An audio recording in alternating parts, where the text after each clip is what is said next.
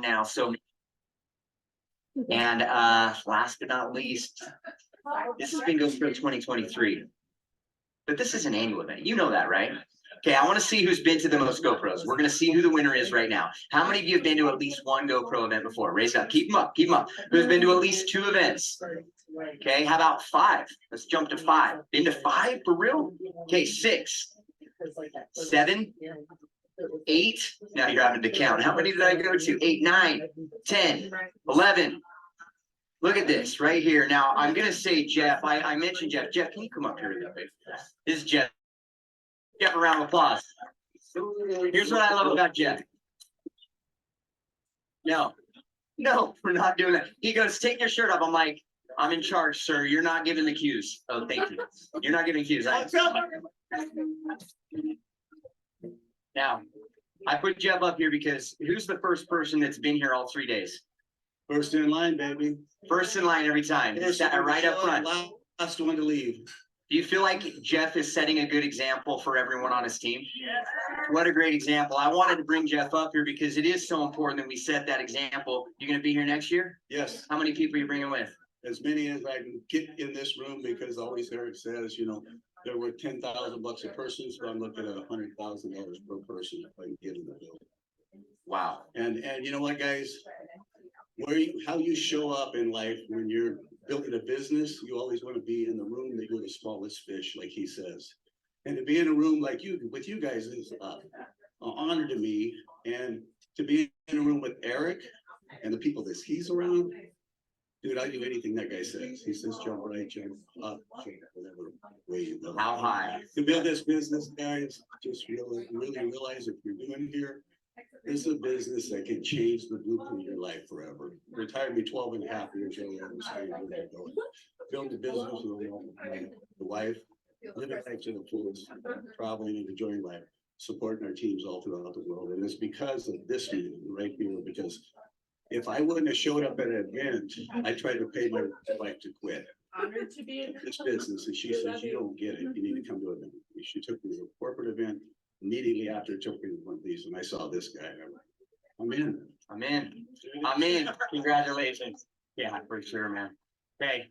He says he's in. I know so many of you are thinking the same thing. Let's move on to our next session where we're going to be hearing from some, Eric's going to take it over. He's going to actually give the intro on it, but this is an important understanding for each of us to really gain over the next hour. And as we learn this understanding, it's going to give us a renewed excitement for the profession. It's going to give us a renewed excitement for 2024 and what's possible and what we can do to be able to benefit others, be able to benefit our financial side, and really help and impact the world. So Eric's going to be introducing him, and they're going to be going into that. So let's give Eric a nice warm welcome. Mr. Eric Worre.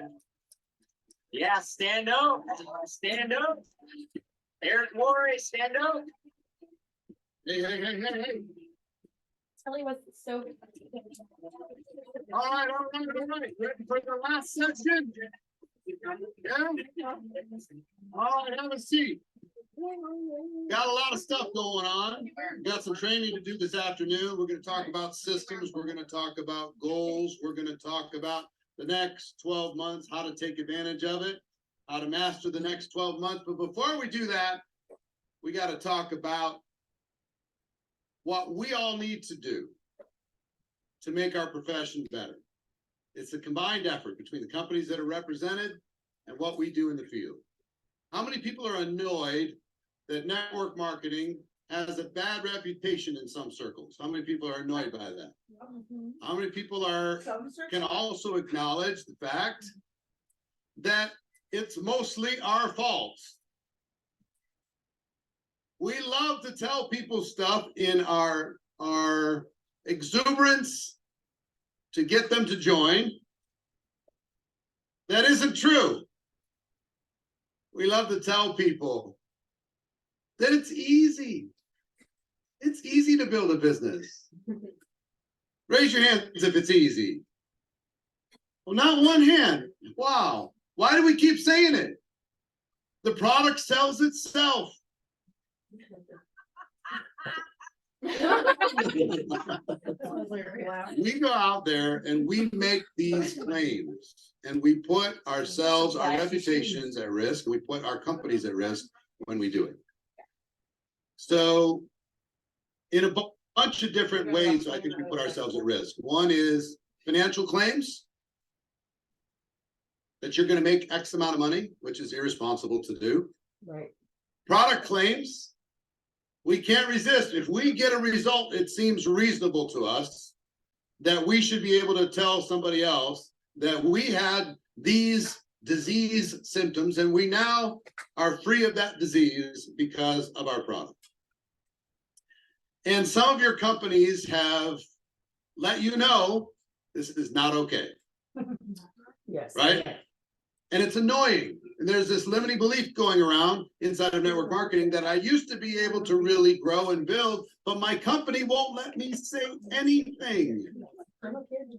If I could say what I used to say, of course, I'd be able to get the results I used to get. Now, first of all, listen, there's only 2 countries in the world that allow pharmaceutical companies to advertise directly to consumers when it comes to prescription products. 2 countries in the world, New Zealand and United States. Do you think the pharmaceutical companies are upset that they have to put disclaimers on everything by advertising in the United States? No, they're just happy. Please just let us keep doing it. Sorry. Thanks. I got her. We'll put all the disclaimers on you want. We'll let people know they might die. Have you seen these commercials?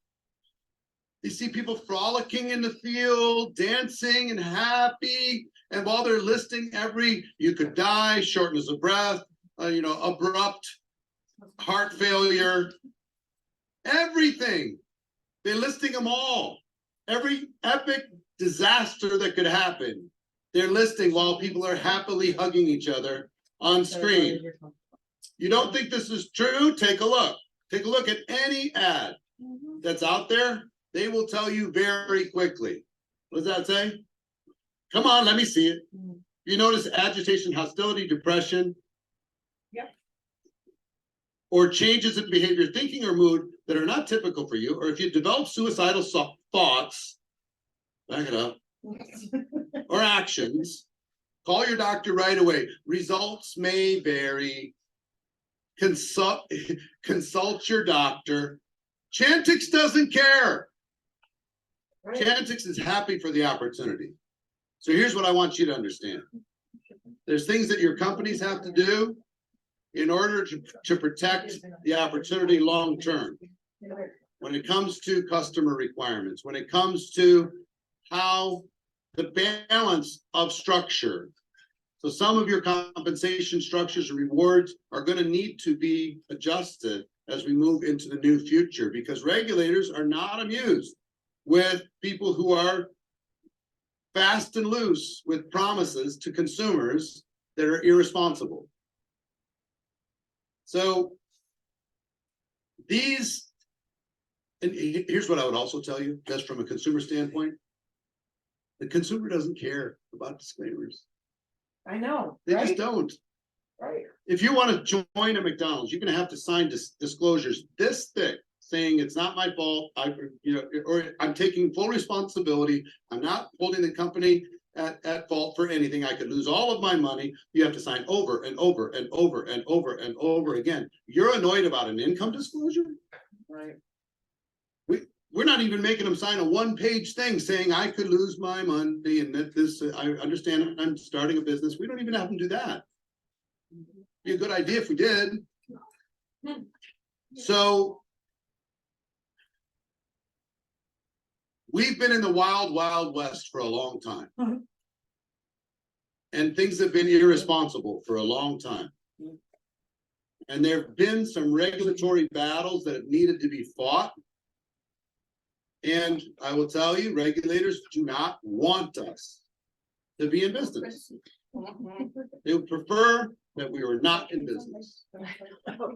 So what they've done is they've targeted company after company, some fairly, some unfairly, some because of the actions of the field, some because of the actions of the company. And recently, there was an action that a company was targeted that was pretty clean when it came to numbers and everything else. And the truth didn't matter. The regulators came for this company, and in coming for this company, they were coming for you. They were coming for your companies. They wanted to set legal precedent. They wanted to be able to create fences and boundaries around you. They wanted to be able to curtail your ability to earn commissions in a lot of different ways.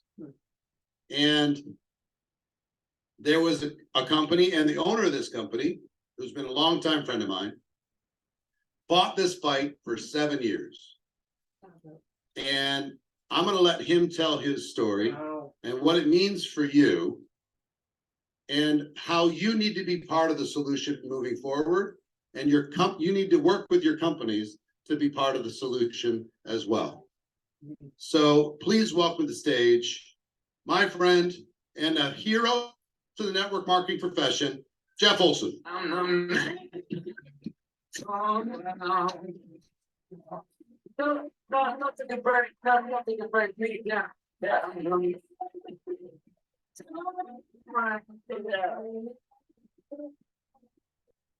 You're way more fun to talk to than the people I've been talking to for 7 years, okay? You have a more positive outlook on life and believers on it. It's great to be here, okay? And what I really want to do is share the story in a way that can allow you to go forward, maybe a little more confidence, but more importantly, be part of the solution, because the solution is still not here. And I'm going to share with you some of the insights that I learned along the way, but it's just good to be here. It feels good to be here. I haven't shared, Eric and I have a long history. I haven't shared the stage with him almost 2 decades. We were distributors together in 2 companies and did real well there. And we were the officers of a company. We did well there. And we were an owner of a company together. We did well there. And we were consulted to a company that we took to 1.5 million active customers.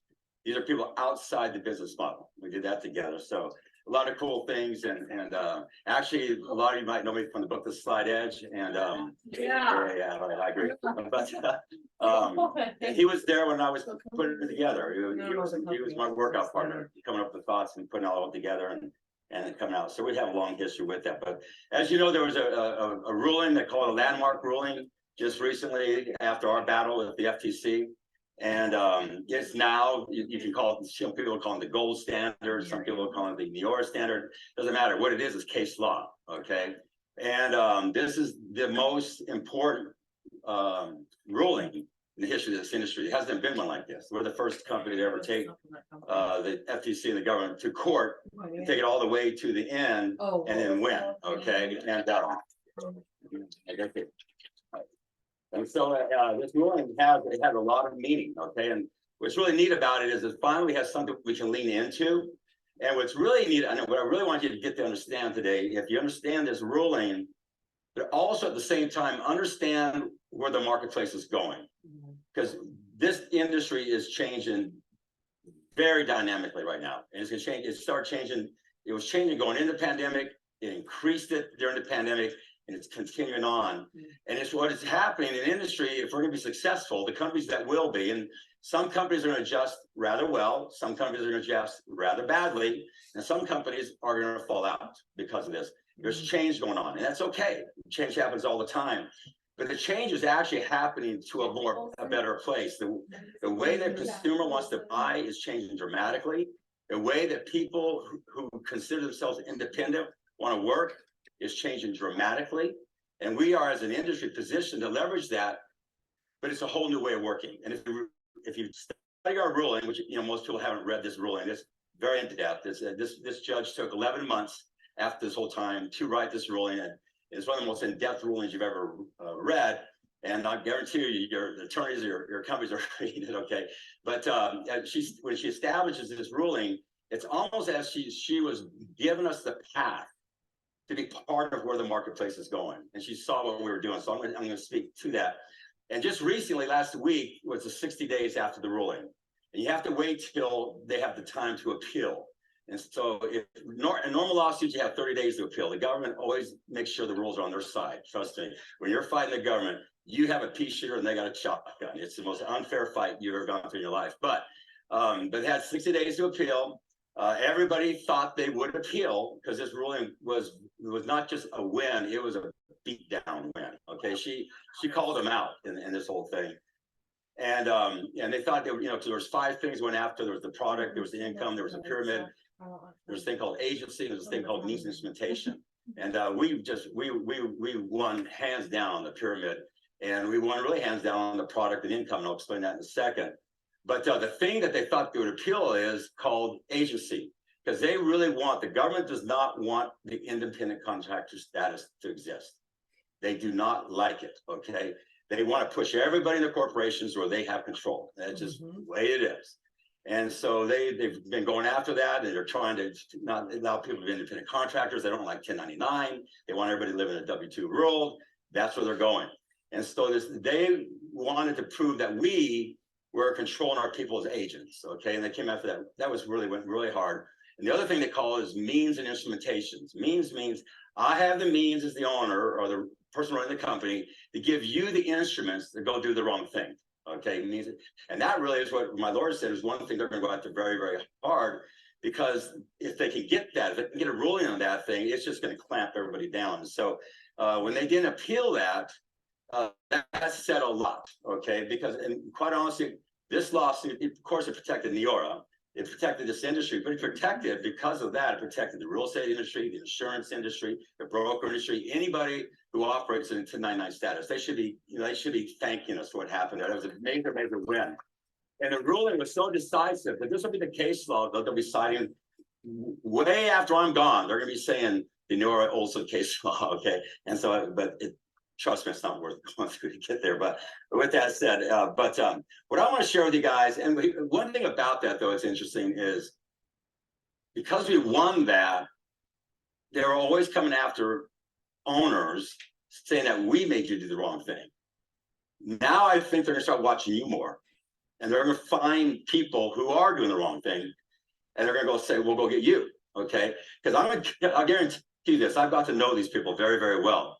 And I spent a lot of time with them in DC, just a lot of time talking to them, and they do not like us, okay, in any way at all. I mean, they don't even go out of their way to try to be nice to you. I mean, you really don't even feel like you're an American citizen in front of them. There's just the arrogancy, the condescending nature of the way they talk to you and treat you is, that almost gets me emotional, because it's not right, okay? Because I'm a true patriot. I live in this country. I live in the laws. I love this country. But what they go through is amazing. But with that said, what I'm going to do is I'm going to use my insights, a little bit of my opinion, and I'm going to also share with you a little bit about Neora, not as a pitch, but more to understand why we were able to fight first of all, why we were able to make the decision to fight the fight, okay? And then why we were able to win the fight. And what I hope you see through my presentation today is how that really, if you get that, puts you in alignment with what's going on in the marketplace. I want to share with you a market. This research, this is a very, very prestigious research company. They're out of I think up in the Netherlands, and they you know, they're highly respected. This came out about 30 days ago. I'm going to read you a very short part of this, okay? But listen to this, because what's happening, we're right now about a $190 billion industry. This market research company says by the year 2030, that's 6 years from now, be a 330 billion. Ooh, okay, wow. So it's taken all these years to get to 190. In 6 more years, we're going to go to 330. Okay, that's what we're talking about. Here's what they say it's going to happen. I just pulled my neck back there, so if I don't look right, I look down. Okay, it says consumers. It's a key word here. This industry has to be driven by consumers now, and I'm going to speak to that more. Consumers increasingly desire to examine and verify products before making a purchase is a driving force in the global industry. Okay, consumer wants to make that decision, okay? This trend, influenced by the internet ecosystem, which we understand, and changing consumer demands, has given rise to a new business models, including the direct-to-consumer D2C distribution channels. Direct selling has emerged as a dynamic and rapidly evolving method of product and service distribution. That's what's going on. Now, how is that written? That was written from the customer's perspective, okay? And that's what's going on right now. The way people want to buy and the way people want to work is changing. E-commerce is exploding. That's the new future. The direct sales industry has to be part of that. What do we do in the direct sales industry? I know you can't hear about this will move into the lawsuit, okay? But what do we do in the direct sales industry? It sets us apart from the e-commerce world. You understand they say by the year 2040 that 90% of all consumer goods will be through e-commerce, not retail. That's how, so we got this fast. So what do we as an industry do that Amazon can't do? What we can do if a product needs to be felt, touched, experienced, explored, handled, demonstrated, educated, we can do that better than Amazon can. We have to lean into who we are, okay? So this space is growing very rapidly, the e-commerce platform. Inside of why do you think we're going to go? It took us 100 years to get to 190 billion, but we're about ready to go to 330 billion in the next 6 years because the pie is getting bigger. We have our piece of the pie, and what is that piece? We give demonstrations of the products. My soccer mom can go to the game and show somebody a product, let them touch the product, give testimony of the product, show them pictures of the product, talk about it, okay? They can bring the experience to that. That's what the direct sales is, okay? We can bring that live experience to it. So we need to, lean into that because that is the differentiation for us. And so as you look out there, they're saying that by, as I said, 2024 is going to be 90%. The other thing is the biggest movement I've ever seen in independent contractors ever is what came out during the pandemic and after the pandemic called the gig economy. We're all hearing about the gig economy, but I'm going to be talking about, because this judge in her ruling sets up the standards about how you can operate there, but what we have to do as an industry to get there. Because right now, the 50 to 60 million people looking into the gig economy, only 3% of them have picked a direct sales company so far.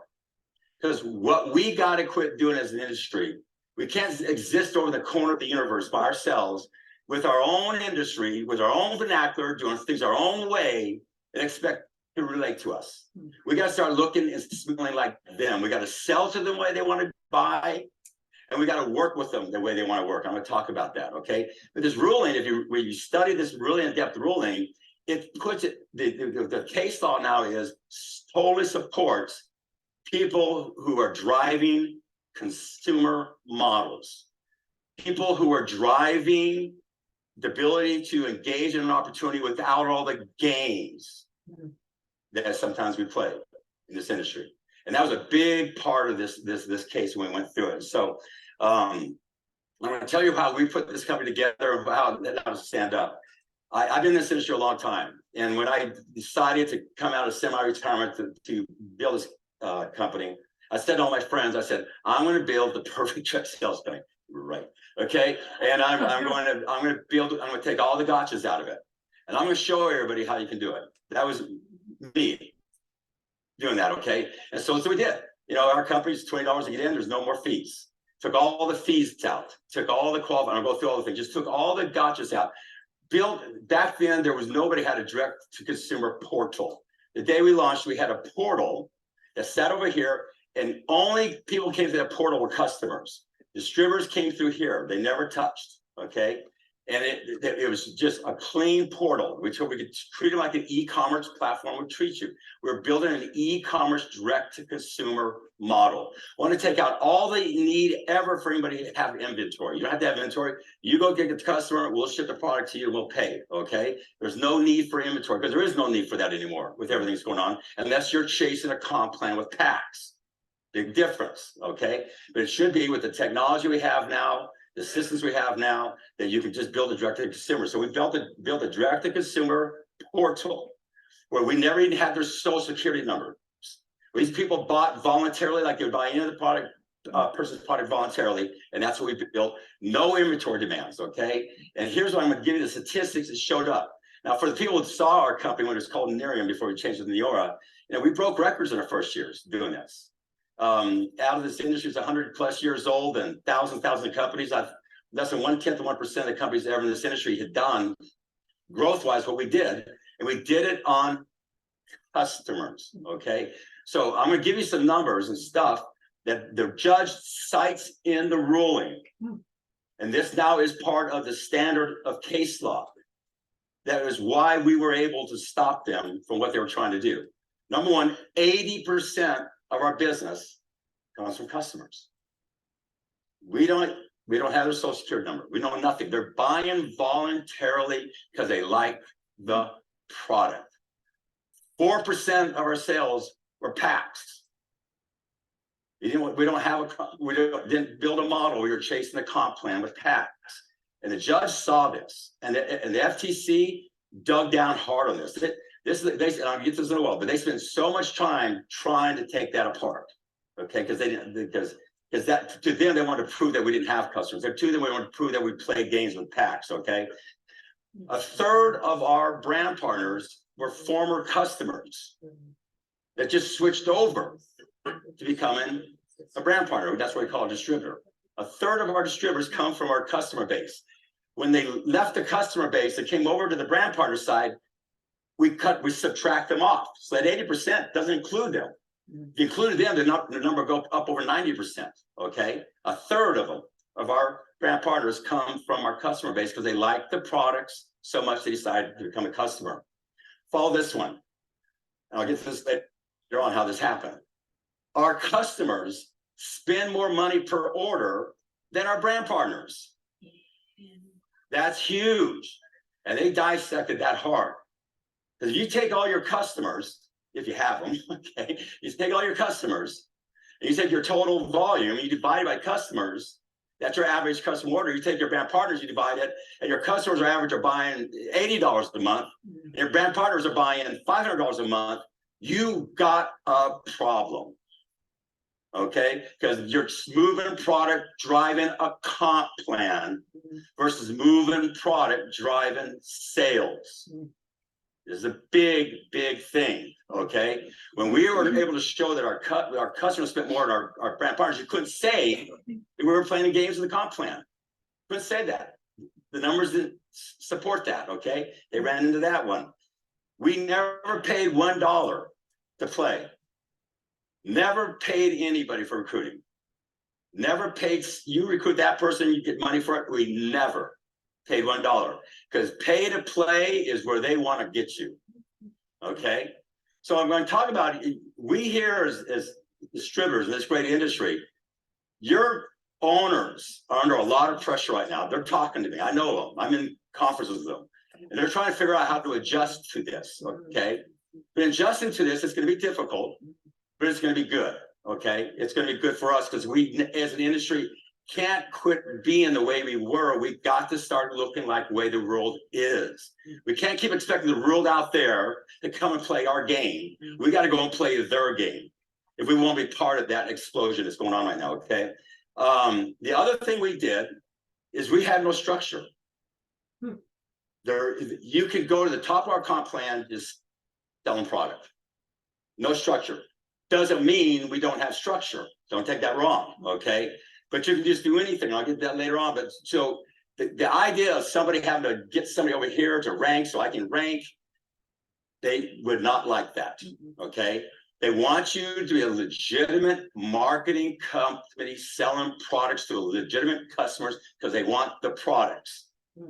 So we have no structure. Now, what happens in our company, people come in because everybody's selling products, they sell it or not, start making $500,000 a month. Most of our business is people making $500,000 a month just selling products. Okay, you can't help but have somebody saying, "I want to do that." So all of a sudden you say, "Okay, join me," and all of a sudden you step into what? The structure side. It's the greatest thing you do. The greatest honey you got is your products. Okay, and customers who all of a sudden people start selling the product and they drift into the structure side. Okay, so we had no structure. So with that said, we were going along, everything was happening real good for us. And one day in 2016, the government shows up. It's called a CID. And it's an event, there's CIDs in this industry right now. And there's actually been letters pretty much sent to every single company in this industry, put them on notice, okay, about what's going on. And when we got it, I sat down there and I said, give them everything we got. I'm not going to hide nothing. We have nothing to hide. Why are they here? I just thought I just must have got the unlucky draw. Okay. And so we gave them everything. We opened up to them, anything they wanted, gave them 6 million documents over 16 rounds of production. every email in the history of our company, every email I ever sent out, every email our staff sent to each other, every email to the field, every email our field was talking to each other, every single thing, every video, every conference call, every recruiting call, every conference, everything. We gave them every single thing we had. They could see anything they wanted. We hired Dr. Vandella. Dr. Vandella is an econometrician. Econometrician is way above an economist. Dr. Vandella used to be head of the economic bureau for the FTC. They still look at him as a gold standard. We spent millions of dollars while we were debating with them from 2016 to 2019, spent millions of dollars. Vandella, we gave them all of our data, we gave Vandella all of our data, and we stayed out. We said, you go through all the data. He came back, we went and met with the commissioners, with the FTC. He says, and this is the guy that their head economist looks up to as his mentor. He says, not only are they not a pyramid, they're not even close to being a pyramid. Mm-hmm. So we gave them everything, produced all the data. You know, during that time, we studied every single case law, every single guidance, every single DSA posting, every single lawyer podcast to see where to go. I thought we were the cleanest company there was, okay? And we were. We did everything we could. But what I found out is they don't care. Right. They don't care. Right. When the book comes out, you'll realize how much they don't care. Okay? It's actually disgusting what goes on. So we started going back and forth with them. Came up with about 13 things that they said, well, if you do this, do this. We pretty much could do them all, but most of the industry, I was thinking, they'll have a hard time doing these. But we're kind of looking at them, but got to two that were big. One was, you can't pay any commissions to on any purchases by a distributor. Only customers. We'd only lose 10% of our company. I could have survived that easy. It would have crushed the industry. That's where I had a huge problem, a huge problem. And then they kept on saying, we want you to do Advocare. Take it down to 2 levels. And I always like to say, and we didn't advocate, okay? But we fought over those things, We finally, I knew what was going on in the industry, all the people we could talk to. And it was a tough decision because, you know, I went to my attorneys. I said, start putting together a lawsuit, we're going to sue. They said, no, you don't sue the government. I go figure out how I can sue the government. And so they started putting it together. Been a long time putting it together. We couldn't get to a place that was right, okay? I was looking for a solution, but I was looking for a solution that was fair. And finally, we made a decision to sue. The thing we did about that was really good. We were transparent, had our field on. We told them everything was going on. We told them why we're going to do it. We're protecting you. We're doing everything. We sued them. They sued us back immediately, okay? And then we spent millions of dollars in the next 9 months arguing about jurisdiction. We finally gave up jurisdiction. We moved from the plaintiff into the defendant, and we got it moved into Dallas, Texas, and that's where the trial was done. And so here's what goes on, okay? This is what you got to get. Everything I just said to you, statistics and way beyond, the judge cites all that data in the ruling. Cites all that data in the ruling. The FTC knew all that data 6 years ago. So everything she cited for what we won, they knew, but they never stopped. There's 2 words I learned how they operate. One's, and these are their words, not my words, choke point and fencing. When you sit down with them, they literally look you in the eyes and say, you will never survive a lawsuit with us. The collateral damage will take you out of business. The fact that you're in a lawsuit with us will put you out of business. Your field will leave you. Your management will leave you. And guess what? They did. The bad ones. Good ones stayed. In their opening documents to us, they said that anybody who worked for me could never work in the direct sales industry again. Oh my God. So I lost 4 of my 7 top executives. Because they're afraid, if I stick around here, I'll never be able to work again. But the good ones stayed, okay? Just that alone, that hit is devastating, but it gets way worse. All of a sudden, the bank we're using, Bank of America, around the world, there are treasury banks, there are merchant processor bank. You have 90 days and you got to get out of here. We don't want to see you again. We've only moved billions of dollars through them. We've never done anything wrong. Now you go try and go from a tier 1 bank in 90 days, get new banking around the world. And you got to go to that bank and tell them, oh, by the way, I'm here because I'm in a lawsuit with FTC, because they're going to know. So you got to tell them. Right. So you go from a tier 1 bank to a tier 3 bank. Service fees go way up. It costs us millions of dollars. Okay. Service levels go way, way down. And that's what we had to go through. That's hard to survive. Choking you. They're choking you. Right. My bank, who happened to be Bank of America, decades, I've never bounced a check, told me personally I had to leave. Wow. I hadn't done anything wrong. Yeah. I haven't broke the law. We haven't gone to court yet. Yeah. You got to leave. Got thrown out of my own bank. Yep. Okay. Our suppliers, we're not going to have accounts receivable if somebody's in a lawsuit with the government. Oh. So everything goes on, pay up front. Oh. They're choking you. Choking you. Insurance rates go up, choking. It just gets worse. But the hardest thing was the public scrutiny. Oh, yeah. All of a sudden, I remember talking to people and everybody thought, yeah, I tell them we didn't do anything wrong, we're a good company, but they always they're thinking, there's got to be something. There's got to be a smoking gun. There's just, this can't be going on. I'm going, you guys, I'm telling you this is how it is, okay? But we live in a social world. My brand partners, for 4 years, you go recruit where people Google you and are saying that you're a scam. Yeah. Go try and do it. That's what my field had to do for 4 years. They're choking you and choking you because the government has ultimate authority on the front page of Google. Google gives them ultimate authority. You cannot push them down. They're choking you. My friends turned on me. I had friends say, Jeff's going to go to prison. I go, this is not a criminal case. It's a civil case, you know. But like, people believe the government. Oh. They believe it. It's called choking. What they want to do is put so much pressure on you, you agree to things that are not the law. That's called fencing in. Oh. That's what Advocare did. They started fencing in. If we had given it to Advocare, it was over. It would have been a domino effect that was just taking the industry because they'd have gotten their momentum there.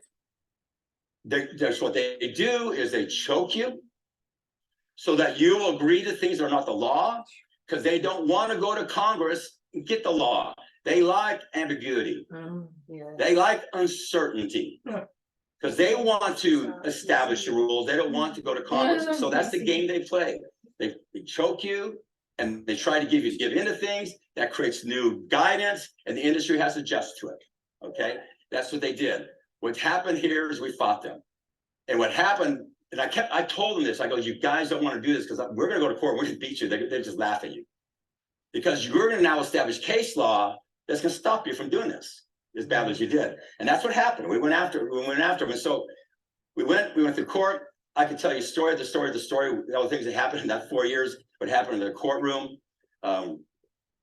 We have them twice in the courtroom showing falsified documentation on expert witness. Get the ruling and read it. It's all in there. So it's the game they play. Okay. We got it done. It took her 11 months to write the ruling. It was a very, very, very big ruling. You know, it was really funny because going through it the whole time, I kept on saying, why is this happening to me? I'm trying to deal with the right company. I took all the gotchas out. I did everything right. And it was hard, but when I come to realize, I said, you know, I'm a man of faith. I go, this is how it works. This is the divine intervention.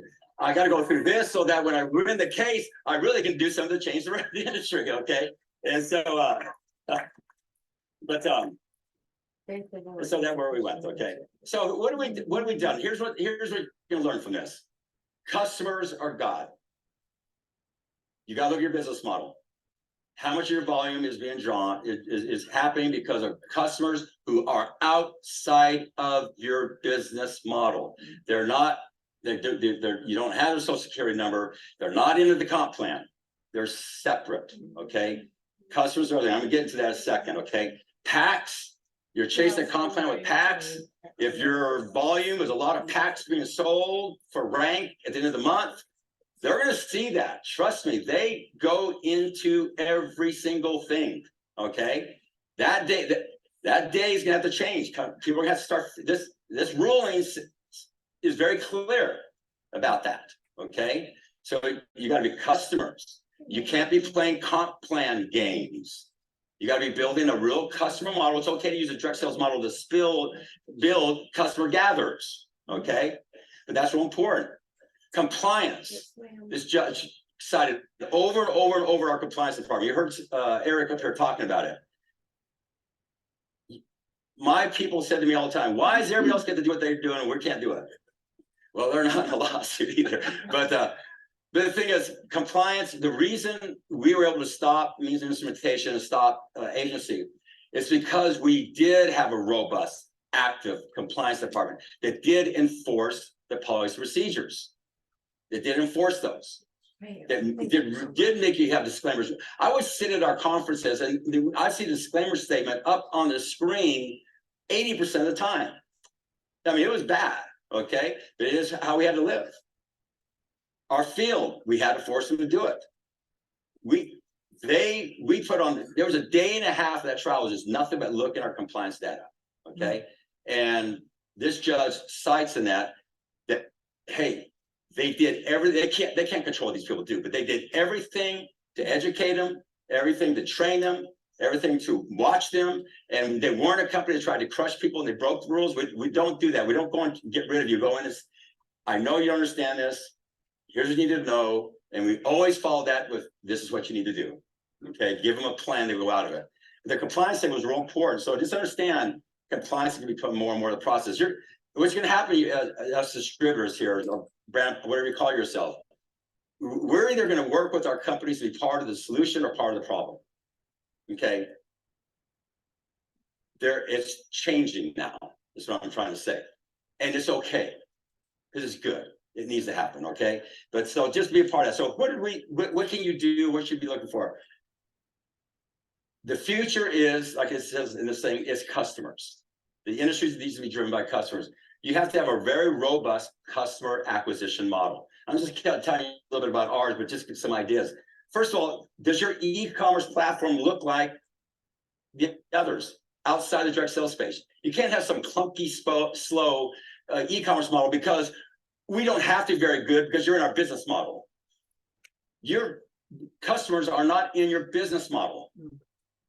So you got to look and feel and smell and operate like a real e-commerce platform. You got to invest in that, okay? Heavily invest into that. It's real important that you have products of value. I look at our cost of goods sold in our financial statements, and it's higher than most companies. You got to really invest in products that people are buying. You don't want products to be bought because of people are buying them to launder money amongst friends. Okay. The product cannot be being bought because of the comp plan. It got to be being bought because of consumer desire. That's the law now. Okay. That's the law. And so you got to have products of value. What's really good on the other side of that, you build a book of business. See, my distributors, when they start every month, they got a book of business like an insurance agent. We have people who bought a product 12 years ago when we launched the company. They've been buying that same product for 12 years, and the person that sold to them is getting paid every single month. You start building this book of business, repeatable business. You have real products. People, if they like a product, they buy it. Okay, Especially if we go out and demonstrate to them, it means we felt, touch, experience, support, handle, demonstrate, and we get them to like it, and we're there with them. They don't get that from the store. They don't get that from Amazon. They get that from us. We should have more stickiness, more retention than any other distribution model. So if you really are building a customer base with a true e-commerce platform, a real direct-to-consumer model, you start building a book of business. And so instead of the beginning of every month trying to chase your business, you start out pretty much predictable income. We know at the beginning of every month, that's pretty much you've got. Those are customers. So there's a good side to that. There's a really good side to that, is to have what we call book business. We have no fees to be a customer. It blows my mind. I asked them to go through all the companies, and I can't believe how many companies are charging fees to be a customer. You don't charge fees outside this industry to be a customer. Mm-hmm. Nobody does that. We got to quit. We can't keep on saying we are the direct sales world and we're going to do things our way. E-commerce is exploding. It's happening with or without us. We got to look like them. Okay. They do not charge fees when you buy their product. Okay. They don't do that. We have things, I'll give you examples. We have that like customer referral rewards program. What we do, you're a customer. If you go out and refer a customer referring a customer, we're going to give you $10 and credit towards the next thing. And the person who's that customer gets $10. So you can just boom, boom, boom, boom, boom. Just investing in the future of the products, getting them engaged with you. Okay, referring people to you. We have the New York cash back program where every time a customer buys a product, we give them a 10% of whatever they bought credit towards their next purchase. So we're just constantly saying, we love you for being this. We're constantly communicating to them like you see your e-commerce platforms do. We give them birthday gifts, real birthday gifts, not an email, a real hard thing, okay? What you got to become competitive in the e-commerce platform. You got to become competitive in the direct-to-consumer platform. You got to act and smell like they do out there, okay? If you want to be part of what the biggest movement this industry has ever seen. I mean, we're sitting in front of the biggest opportunity in the world. And again, I go back to this. What do we do that they can't do? Mm-hmm. We bring us to the table. The product is felt, touched, experienced, explored, handled, demonstrated, educated. We can kick butt in that. They can't do it. That's our unfair advantage.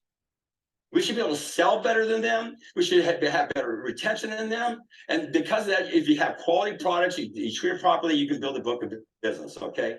And so that's on the buy side. Let's go to the work side, okay? Because this really plays into this. And when you read this case law, it signs up there. We got to look like where the rule's at right now. The gig economy is rocking, and it's just going to get bigger and better, okay? The days of us as an industry sitting out over in the side of the universe by ourselves, saying we play by a whole different set of rules, and we got this vernacular, and here's how we do things, is over. There's a convergence going on. We gotta look like them. We can't expect them to come and come in and play our game. Okay. So example, we do $20 and you never do no renewal fees. Because go to gig economy. They don't do that to them. Okay. So these people have options they didn't have 5 years ago, people. There's a lot of other options to make secondary income. There's a workforce like we've never seen with their time going on. This workforce being led by women. It's mainly 70% women who left the workplace. 70%. They didn't leave the workplace because they don't want to work. They left because they wanted flexibility with their family, their parents, and their community. Okay? They just want to belong to something. They're not looking for a game. They just want to belong to something, okay? So we don't have any fees like that. They can rank it, you can rank advance with no recruiting. No recruiting at all. Recruiting is they need to drift into it. I'll give that a second. We have no inventory requirements. We have a program like 3 or Free. If you go out and get 3 customers, like on our night cream, you get 1/3 of that in credits. So you get your night cream for free. Say 3 customers next month, yours is free. 3 customers next month, yours is free. Guess what? If you do that, you get the entire comp plan. There's no qualifying. Now you're acting like the gig economy. There's no qualifying. They get their product for free and that. We have a thing called Neora Gives Back. Every time you sell a product, you get credits. Those credits go towards buying any product you want to. Why do we do 3 or free and the year gives back? Because what does the gig economy do that we can't do? They give them a transaction. They give the Uber driver a customer. They give the DoorDash person a customer. So we're trying to take out what we could be competitive. We'll say, well, we'll give you 3 or free. We'll give you the year gives back. Okay. Trying to make it something palatable to them. You got to treat your customer gatherers as if they're part of your team. I've seen people bolting on programs, that type of thing. You got to bake it into your comp plan. We're taking 800 people to a 5-star resort in Mexico in February. You know how many of those people are going to be just customer gatherers? We don't treat them differently than this. We bring them into our community. Okay, they're not just something we're bolting on, they're part of the process. Okay. 40% of every sales goes to the person who sold it. You're probably saying, well, is there money left for us? We have a very strong back end. Our back end is as strong as anybody else's, okay? Mine too. But a back end gets even stronger when it's built on a book of repeating business, okay? And that is the beauty of everything happening right here. And one thing we have, think about it, the sweet spot in the gig economy is $500 to $1,000. So if you have real products with a real e-commerce platform, direct to consumer, you give them all the tools and assets, you got a good, robust customer acquisition model. That's easy to do. You don't have any of the fees. They don't have to chase the comp plan. They don't have to do anything like that. They're just selling the product. But all of a sudden somebody else says, I'm interested. Boom, they drop over into the structure side. Okay. And all of a sudden they start having these dreams of networking and that type of thing. And so what do we have that the gig economy doesn't have? A book of business. You don't get a book of business at Uber or DoorDash. What else do we have that they don't have? Community. There's not going to be no DoorDash people going to a Port Authority resort, okay? We bring community to them, okay? And so, I mean, think about it. We got to lean into who we are. Lean into who we are. And what this ruling did is it validated it. It just cites over and over and over and over our customer acquisition model, our product value, our business model didn't make people do things just to chase the business model. That was a big thing. They were just doing it because they wanted to. That's why our customers spend more money in our brand partners. Why is that? Because our brand partners don't have to, because they're getting 3 or free. See, they're getting the year gives back. They don't have to spend as much money as the customer because they're getting these perks given to them. Okay. All of a sudden we're competitive in that rule. Only 3% of the gig economies come over here so far, because we've got to quit telling them that we've got to quit telling them they got to come here and play our game. We got to play their game. That's what this ruling said. Okay, so I'm just going to go back to what I said here earlier. I said customers increasing desire to examine and verify products, felt, touched, experienced, explored, handled, demonstrated, educated. Okay, before making a purchase is a driving force in the global industry. This is what we're talking about: 190 billion to 330 billion. This trend, influenced by the internet ecosystem we're a part of, and changing consumer demands, which I just talked about, okay, has given rise to new business models. You guys, you got to allow your owners to shift to where the world's going to. If you want to be a dinosaur, every dinosaur I know, I've never met one, is dead. Okay. The old way of doing business for a lot of places, it has to change. It has to change. And this case law was really clear about it. Okay. It established that customer acquisition, real customers, real products, real compliance. That's what it established. Okay. New models, including direct-to-consumer distribution channels, direct selling has emerged as a dynamic and rapidly, next word is key, evolving method of product and services and distribution. People, it's not only the right thing to do, it's a smart thing to do. Okay. I mean, I see this industry is positioned like it's never been positioned before for growth. The market is expanding rapidly. We do something that nobody else can do, whether it's in the way people consume, okay, or the way people work. We bring us to the table, which nobody else can do that. The marketing forces are changing, okay? And it was really almost eerie to see how this ruling was so in alignment with where the market's going. Hmm. And you know, they say that 2030, like I said, is going to go to 330 billion from 190. It took us 100 years to get to 190. Think about that. Okay. But think about it. I always say in our company, we always talk faith. We're faith, family, legacy. Okay. They say by the year 2040, that 90% of all consumer goods are going to be e-commerce. They didn't say it's all going to be selling packs that people chase their comp plan. E-commerce, okay? You want to build a legacy business? You get in alignment with the market forces. This industry has the potential to be the most dynamic marketing tool inside the space of e-commerce business and inside the space of the gig economy. Those forces aren't going away. They're growing rapidly, and we should be getting our lion's share of it. We really should, okay? So what I'm really proud of is that this case law is finally giving us something we put our teeth into. What I'm asking of you when I came here, when Eric asked me, is because really this is not going to happen just at the board level, the CEO level, the owner level. It's got to be us together. They're working together, okay? Understand, because they're maybe asking you to do some things differently. And you want them to be asking you to maybe do some things differently. Some companies are closer to this, some companies are farther away. There's going to have to be some dramatic changes sometimes. Some people are going to have to make some bold decisions. That's okay. Change, change is good.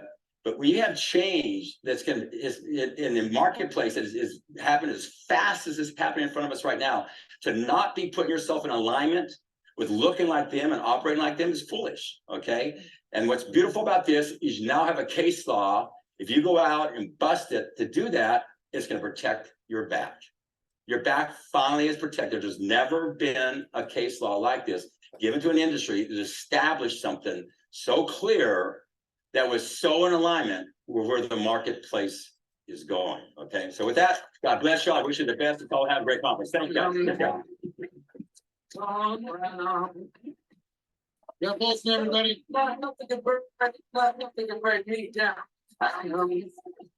All right. Be honest, how many of you got a little bit scared? Anybody? A little bit? It's a little weird, right? Hear that kind of conversation, but listen. Let me give it some perspective. Okay? The perspective is this. We as field members need to be responsible in claims. They need to be when it comes to product, when it comes to opportunity. There's nothing wrong with that. The buyer will buy anyway. The distributor will join anyway. We just need to do it responsibly. We're more credible when we do it responsibly. And second, what was most important here is that the companies now know how to effectively protect themselves. Right. And if you start thinking for a moment, hey, this feels like regulators are coming after network marketing. No. Subscribe to the Wall Street Journal. Just subscribe. Pick up any day's paper and read it. They're coming after everyone. Every profession, every field, every distribution model, every company, they're coming after everybody. It's not a new thing, and it's not specific to us. If you think you're special, we're this little tiny itty bitty thing in comparison to what they're doing to tech companies, what they're doing with consumer product companies, what they're doing with e-commerce companies. It's everywhere. So look, this was a little unusual to have this conversation in the middle of a GoPro, but we're in an unusual time. And day one was about what? Recruiting. Day two is about duplication. Day three was about leadership. And sometimes in leadership, we need to have a conversation. Okay? So I just want you to have that as some perspective to be able to know some course corrections, some adjustments. to not be so resistant to little things that companies are going to have to do and the field's going to have to do. And it is a partnership. It is a dance that we're all going to be involved with together in order to be able to have a forever company, to have a forever distributorship. Okay. And all the different examples he was citing as far as stuff his company's doing, your company's innovating, I'm sure, in unique and exciting ways to be able to set yourselves up to for you guys to be forever companies. I'm proud of all the organizations that are connected inside of this room that are innovating, that are leading, that are understanding that the fundamentals don't change, but style does. The marketplace does. And when it comes to the field, what we're going to do, what leaders do, it's been funny. My whole life has been every election. We're about to go into another election season. And every election, it's like, if this side gets in, it's going to be the end of the United States. And if the other side gets in, it's going to be the end of the United States. For my whole adult life, it's been the same mantra. And here's what I realized. Doesn't matter who goes in. To an entrepreneur. Some might have more benefits or less, depending on your belief system. Doesn't matter, whatever. Pick your side, do what you're going to do, vote who you're going to vote for. What I'm saying is, entrepreneurs adapt. All of you as entrepreneurs, adapt. You find a way. They raise the taxes, you adapt. They lower the taxes, you adapt. They have more regulatory scrutiny or less, you adapt. We're living in a world that's changing in real time. We need to be, here's what I'd like you to be as leaders. Build a culture within your organization that can adapt. And you're known for how quickly you as a group can adapt to whatever is thrown at you. Doesn't matter. Pandemic, adapt. In our lifetime, is there likely to be another pandemic? Yeah. Likely. In our lifetime? Likely. Do we have a playbook from the last one on what worked and what didn't? We're going to be ready. If that happens, God forbid, if it happens, we'll adapt. Okay? So, here's what I want to talk about. The next section, I want to talk to you about systems. Systems. Systems for everything.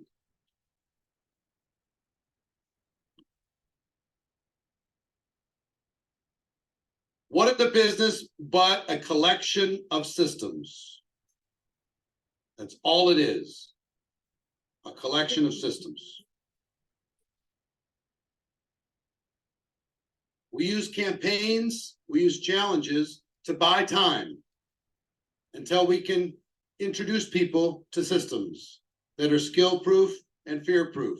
And that buys time until people can become skilled, highly skilled. And that buys time until people can become a leader. You understand the progression?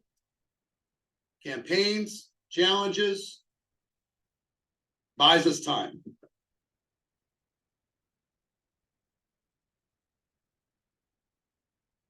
The field is almost always better at systems than corporate. Sorry, corporate. So for most of you company people, it's better to empower the most valuable that's being created in the field than it is to compete with it. Just don't create any monsters when you do it. Skill proof and fear proof. That's the goal.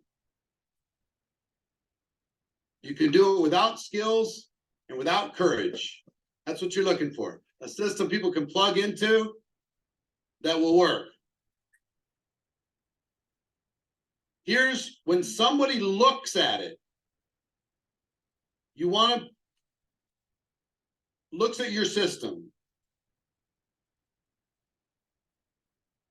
You want them to think three things. This looks simple. I think it will work. And I think I could do it.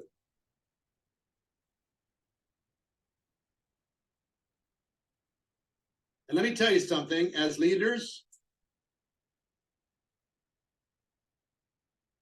simple's hard. Simple is hard. Complicated is easy. Complicated is easy. You can add a million add-ons and bolt-ons and different, flavors of stuff. You can get complicated in your campaigns. You can get complicated in your different aspects of things. And there's lots of complicated layers of leadership. But when it comes to systems, whew, if it has 14 steps, it's probably too many. Even if all 14 are important, can you get it to 10? If you can get it to 10, can you get it to 7? If you can get it to 7, could you get it to 5 if we had to and get most of the results? If you can get it to 5, could you get it to 3? Please, God, get it to 3. Could you get it to 1? Oh, the dream. If you can get it to 1. But this is what you're looking for, okay? This is not easy. This takes work. Field will usually refine this. This looks simple. I think it'll work. I think I can do it. Here's how you know you have a system. How you know.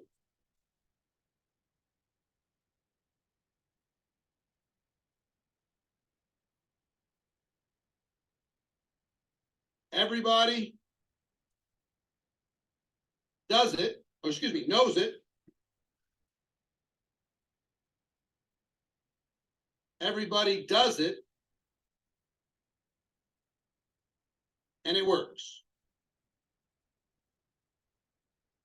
Everybody knows it, everybody does it, and it works. Sorry for that handwriting. Some of you think you have a system. We're talking leadership now, right? Who wants to be a leader? Who's committed to be a leader? Who's going to lead leaders?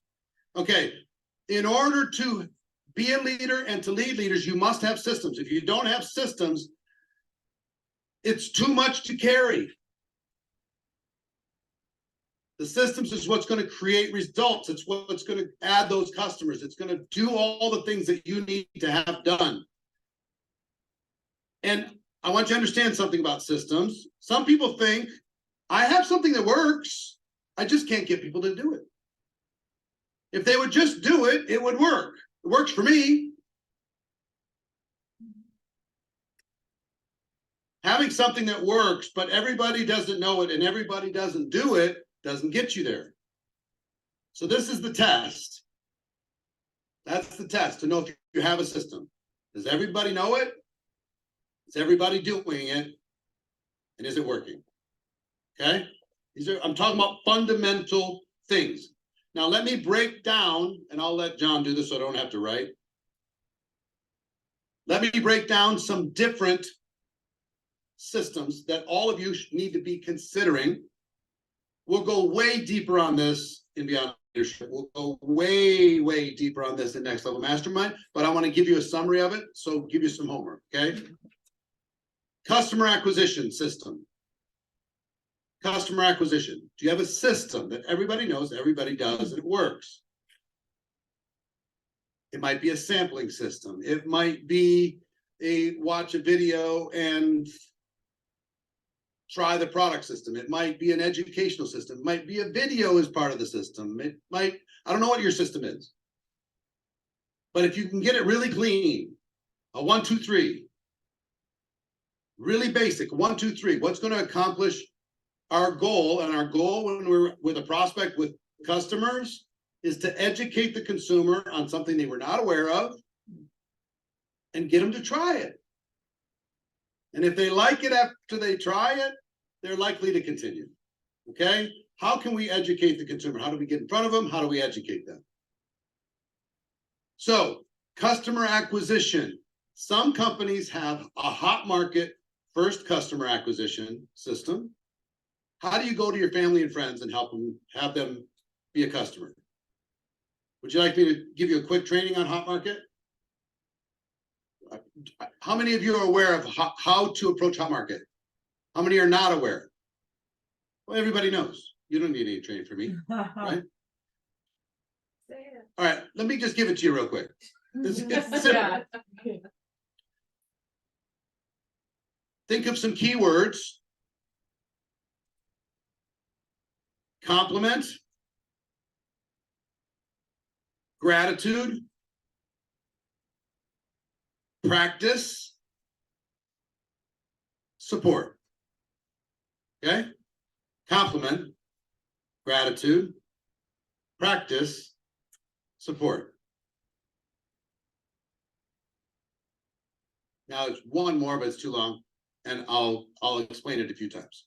If I called Jeff, and Jeff's my brother, here's the basic approach. I want to call him, and I want to compliment my brother. He's my actual brother. Hey, brother, how you doing? Yeah. I just want you to know how much I appreciate you. I just want you to know how grateful I am that you're in my life. I've started a business, and this is the other part that you need to add to this, is disqualified.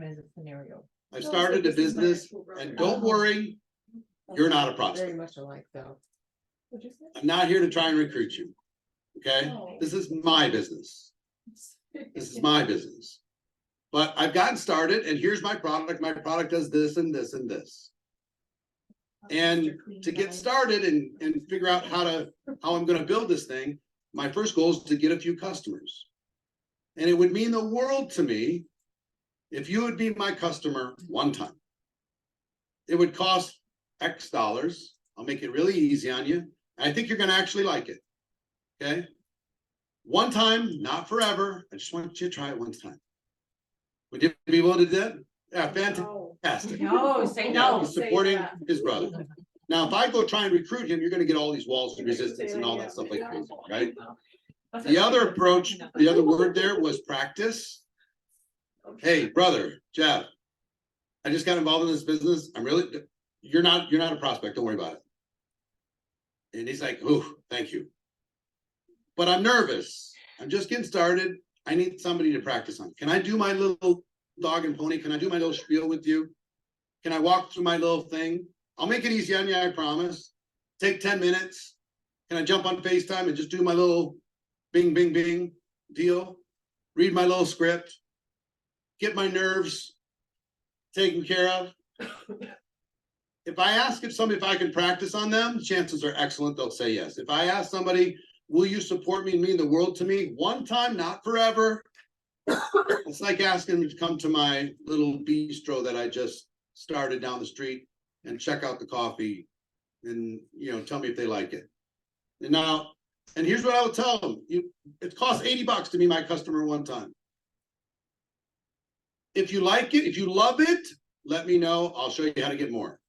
If you like it and it's similar to something else you're already using, I hope you'd pick me over somebody else. And if you don't like it, don't worry. I'm not going to bother you about it again. Fair? All right, fantastic. Give me $80. So make the sale. Now I want you to think about this replicating through your organization. If you just call somebody up, friend or family, this is hot market. People who know you too well. You're not going to be able to fool anybody about nothing. You're going to call them up and say, look, I started a business, but before you freak out, I'm not trying to recruit you. I would love it if you'd be my customer one time. I'll make it easy on you. Can I practice?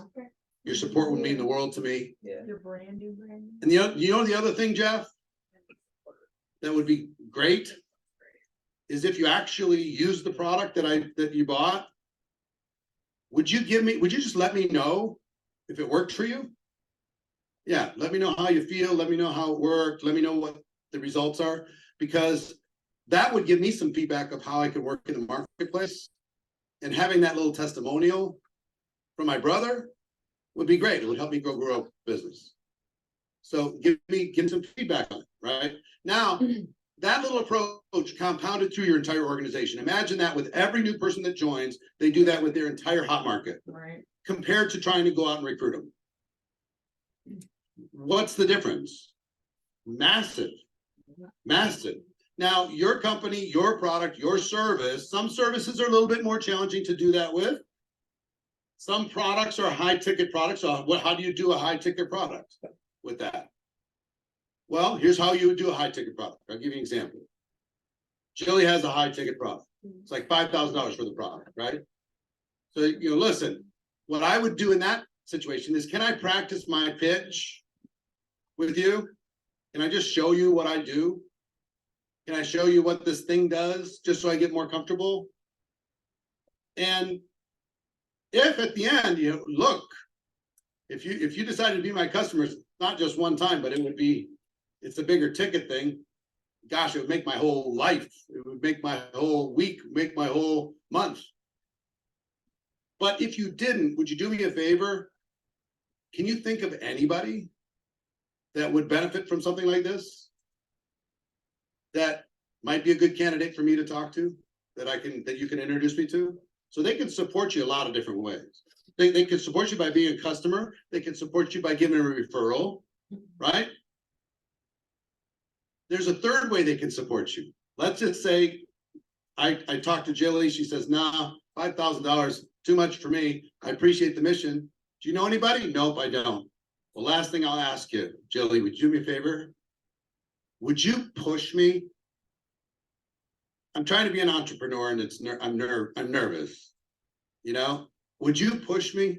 If you see me slowing down, will you encourage me? Would you kick me in the butt every once in a while? Would you cause me to keep moving forward if I start to get distracted? Would you be that for me? It would really matter. If I'm having a down day, could I call you and you can tell me to keep going? So they can support you lots of different ways. So that's an example of a simple little customer acquisition system that you can add into your organization. Now, one time doesn't make a system. Every time makes a system. So when somebody joins, if you sit down and say, we have a process for you to go to friends and family without feeling uncomfortable, without jeopardizing relationships, without people looking at you weird. And at the end of it, you're going to get support. If I use this approach, I'm going to have support, whether I have sales or not. They'll understand my goal. You know what the goal is in building a business? When you're out there prospecting, you know what the goal is? Ultimately, education and understanding. You're just trying to educate somebody what you have. Then it's either a fit or it isn't. So did I accomplish the goal? When I go to Jeff and I go through this approach of education, he knows what I have. And if he uses the product, he'll understand what it can do. And if he likes it, he'll make the decision to stay a customer. Same thing with Julie. She'll know what I'm doing. She won't make fun of it at Thanksgiving. She won't make fun of it when I'm at the Christmas party. She's going to say, hey, you keep going. That person's a prospect over there. Go talk to him. You know what I mean? I'm going to have wind at my back instead of wind in my face. Think about this compounded. Every system, think about compounded through your organization, through every level. What? Did you adopt me? The power of that is enormous. Now, once you get a system that works, can you systemize it? You have something in your organization that works right now. Can you systemize it? Can you strengthen it? Can you get it so everybody knows it, everybody does it, and it works? We'll talk about a little bit more later as to how to codify it, but what I will tell you is you don't have a system if it's not in writing. That's how we do it. You got to write it down. But no one. You got to be able to pass it to somebody in a piece of paper. You got to be able to text to somebody in a document. You got to be able, otherwise it will not duplicate. So customer acquisition is one. Customer onboarding is two. Customer onboarding, what does that even mean? I send Jeff, he gets customer care. a month's supply of something. Does hers include onboarding? Who?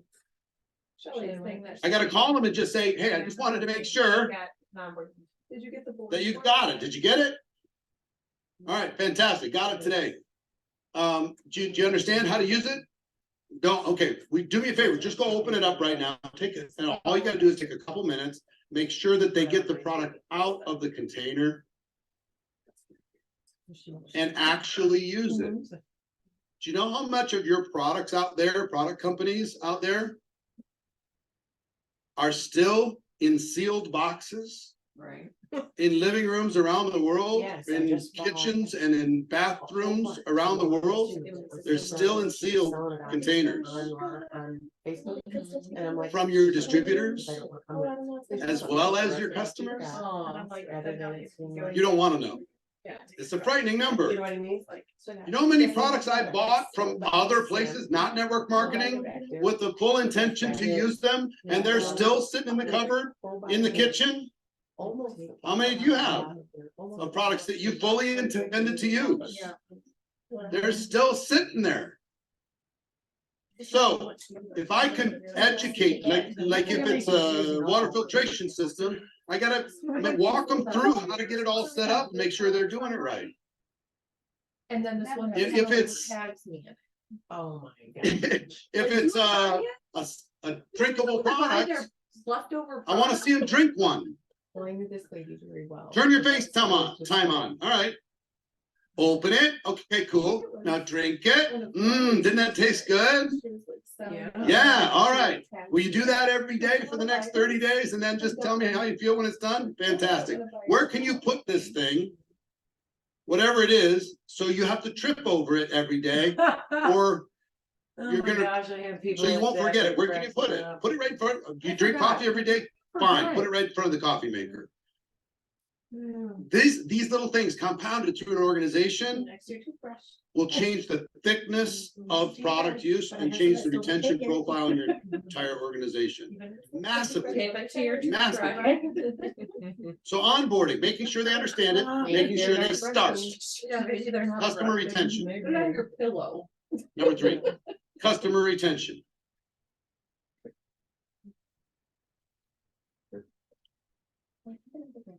There's a lot of little things that you can do and a lot of little things you should do that will change the profile. And customer retention, give me some examples.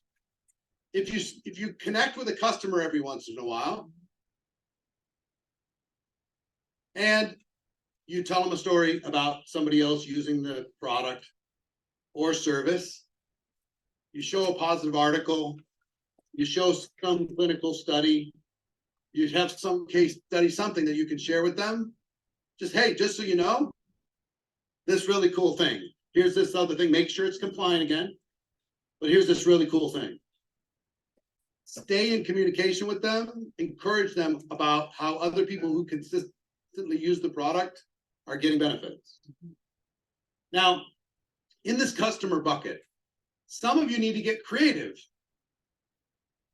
Like some of my friends in the hair care space, they have big, multiple quantity or multiple use hair care products. How are they gonna get people to try that? They wanted to do a sample program. How do you do a sample program? They didn't have sample sizes. Right. You know what these reps came up with? Sample baskets, where they put all their best products in it. They'd bring it to a prospect and they'd have them try all the products for 2-3 days. And they'd come back, which ones did you like the best? They put those people put it in the shower, they'd use it, they go, oh my gosh, this feels different. They make sales. So innovation, sometimes you're gonna have to innovate. Sometimes you're gonna have to figure out a way that isn't natural. Sampling's great, but come up with what works inside of your structure and think about the touch points you can make with customers to be able to improve the experience, to recognize their achievement. Let's say it's a weight loss product. Could you recognize a customer's achievement of losing X number of pounds? 100%. Are they going to appreciate the recognition that they were able to do it? 100%. So think about what you're trying to accomplish, and then we're going to think about how we can make it a system. It's making sense? Yeah. All right. Let me bang through. Distributor acquisition. What's your recruiting process? Distributor, how do you add distributors? It's not necessarily a one size fits all because there's different things, but you might have a system for this kind, you might have a system for that kind. But distributor acquisition, distributor onboarding, how do you get them connected? So they have a good chance to launch and build their business. Distributor retention. How do you keep them around? How do you keep them close to the fire? How do you buy time? How do you move them over the line? Keep them over the line. Think about distributor retention in the process. Core rank. You need to have a core rank system. What is the system? What is the roadmap to get to that core rank? Have I talked to you yet about core rank? Did I? I can't remember. Yeah. I've had too many conversations. All business conversations, I've had a lot of conversations. Core rank. Come up with what is your roadmap? Every one of these things need to be able to be put on a piece of paper. What is the roadmap to your core rank? This. Here's the tools, here's the resources, here's the process, here's the events that you can use in order to be able to make that happen. Skills training. What is your system for a person to become skilled at finding prospects? Starting conversations, inviting, presenting, following up, keeping the conversation going, enrolling. Personal development. Is there a personal development system inside of your organization? The more you can systemize it, the better it's going to be. Gold call. Encourage personal development. Personal development buys you a lot of time as you're building your business, buys you a lot of time. Event attendance, specifically company convention attendance. Do you have a system around the promotion of your company event? If you want to. Or do you just announce them? Big difference. Huge difference. Communication. What is your communication system? Recognition. What is your system for recognition? We talked about yesterday, I believe. Radical recognition on the field level and at the company level. What is your system? Does everybody know it? Everybody do? Does everybody do it? And does it work? I promise you will. You pick that one thing out of this week and go crazy with it. It's gonna work. Get everybody in your team. You talk about customer acquisition, distributor acquisition. You know what's at the foundation of all that? Conversations. Just the system of getting people in conversations and staying in conversations. Leadership development. I could give you about 5 or 6 more, but these are fundamental enough. Customer acquisition all the way through leadership development.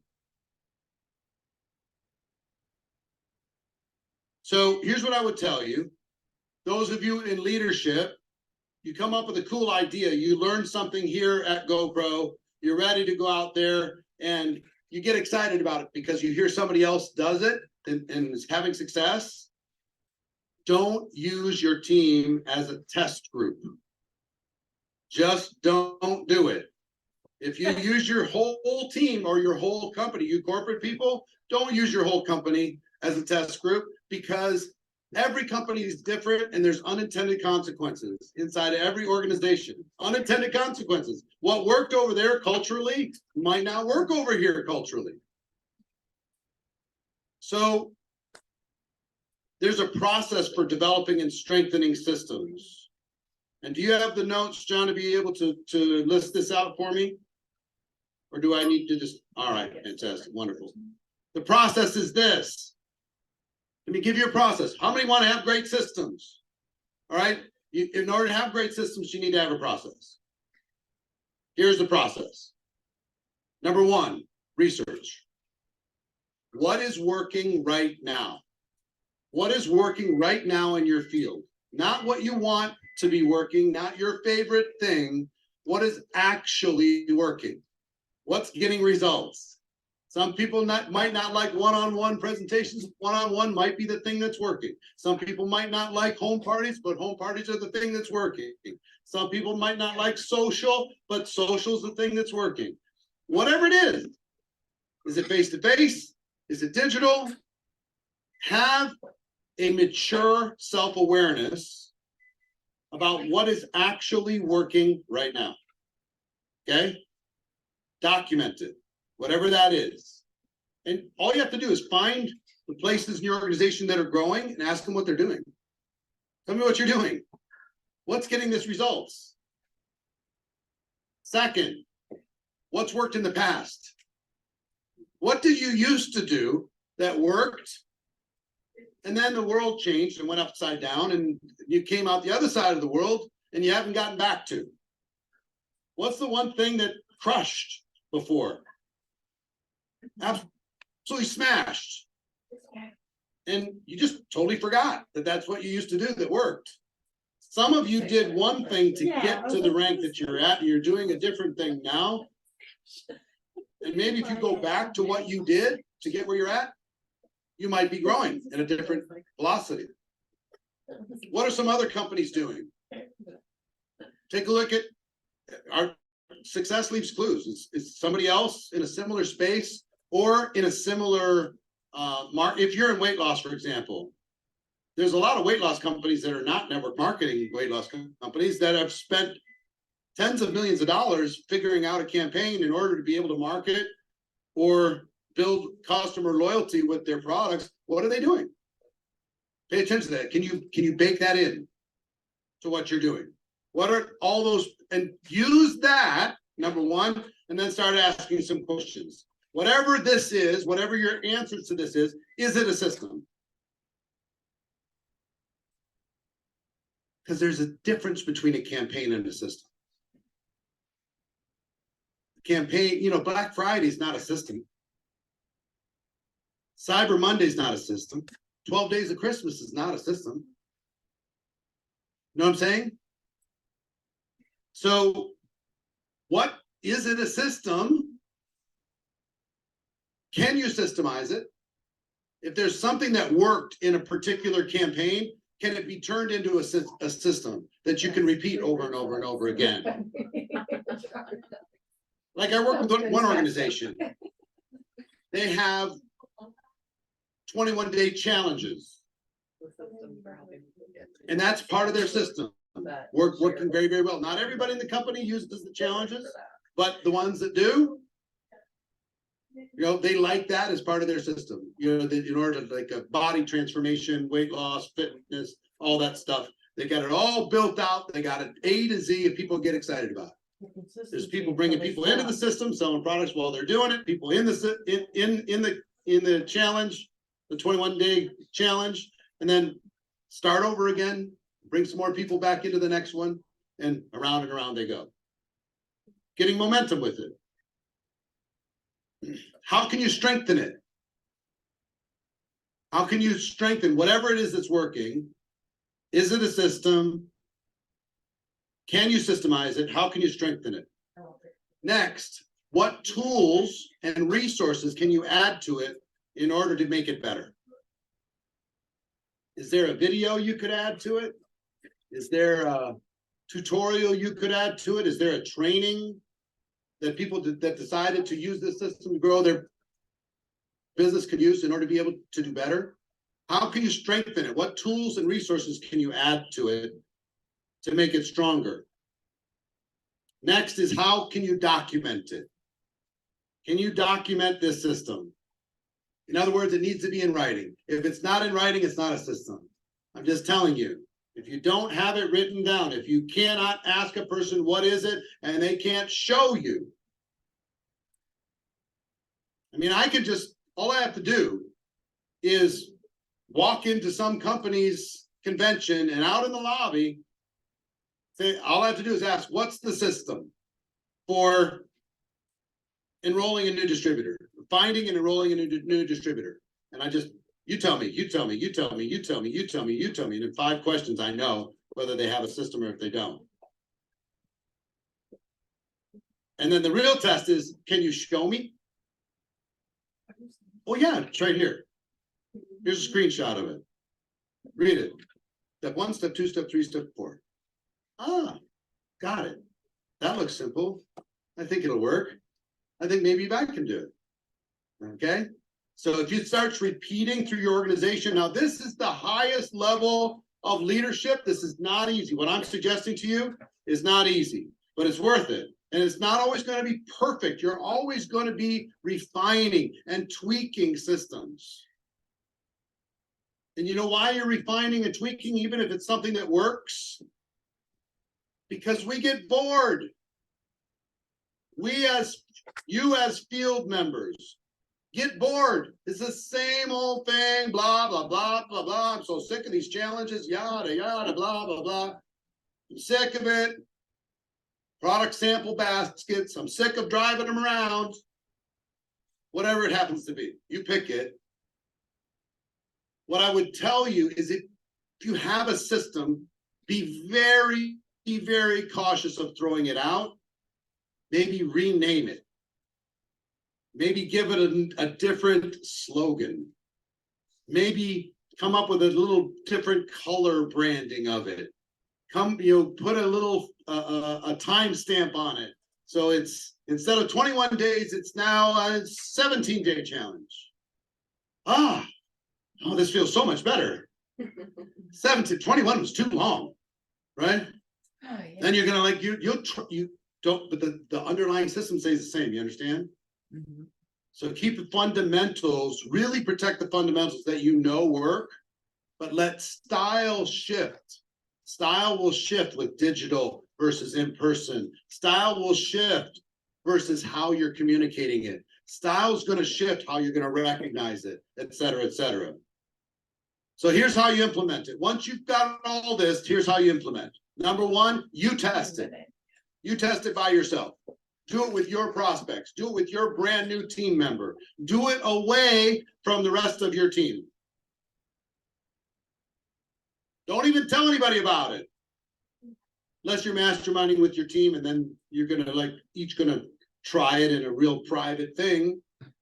Because write this into your notes, please. All distractions are equal. Even testing a new system. If you don't shut up about it, everybody's going to stop doing the existing system while they wait for the results of your system that you're testing. Got to be careful. Talk about large group dynamics. So you test it. Then you can get your leaders together. Say, look, everybody pick one person or one line. We're just going to test it in that one line. And the results here from my test look good, but I don't know if it's just me. Let's see if it works amongst different organizations. Test. Then you get the full team to test it. In other words, full team launch. Once you get feedback and results and buy-in from your organization, then you can launch it. And you might launch it as a campaign first. You hear what I said? You might launch it as a campaign first, not as a system. This might be a 90-day blankety blank to do some particular thing. And if it works and it stays full team wide, then you can bake it in as a long-term system. Oh, I'm sure. Understand?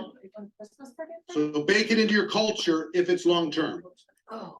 And then always look for ways to make tiny improvements as you move forward. Bye. Bye. Bye. See you, Brian. Is this helpful? Yes. Yeah? Birthday girl. After 2.5 days, No. you guys worn out?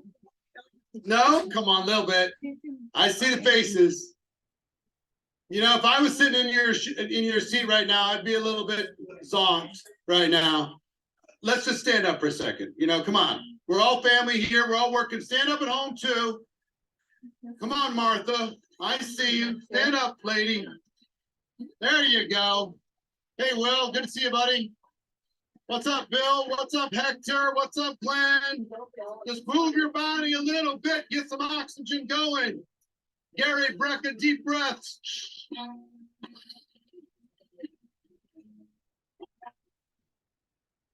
We gotta keep our oxygen moving if we're gonna make this thing go.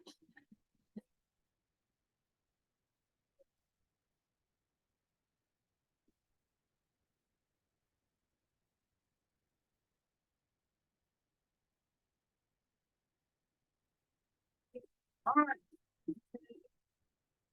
If we go for about another 15 minutes and then we take a break, is that okay?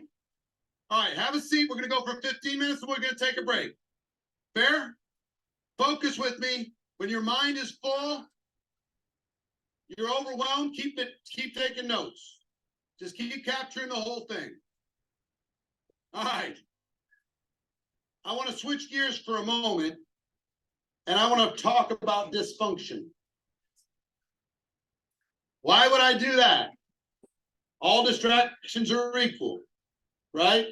I want you to be thinking about, will you as a leader face dysfunction within your organization? Yes or no? Yes. Let me tell you how dysfunction shows up. In general, dysfunction shows up when bad behavior gets rewarded. From the company, from leadership, bad behavior gets tolerated, bad behavior gets rewarded.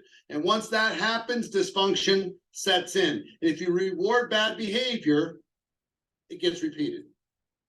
And if it gets repeated, it becomes part of the culture. And if it becomes part of the culture, you're in a very, very bad place. Dysfunction comes in lots of shapes and sizes.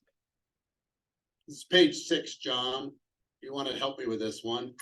Thank you. Let me give you some different versions of dysfunction. One is the complainer, the broken record of why nothing is their fault and everything else is to blame for their lack of success. You allow this into your culture and you do not challenge this behavior early, it'll become an epidemic and nothing will ever be anybody's fault. The complainer is tough to deal with, but it's your fault if you tolerate it. Thank you so much. I'm going to give you a process on how to fix a dysfunctional culture, but I'm going to give you some examples first. The complainers, number one, not in any particular order. They're always negative. They can't see the good in anything.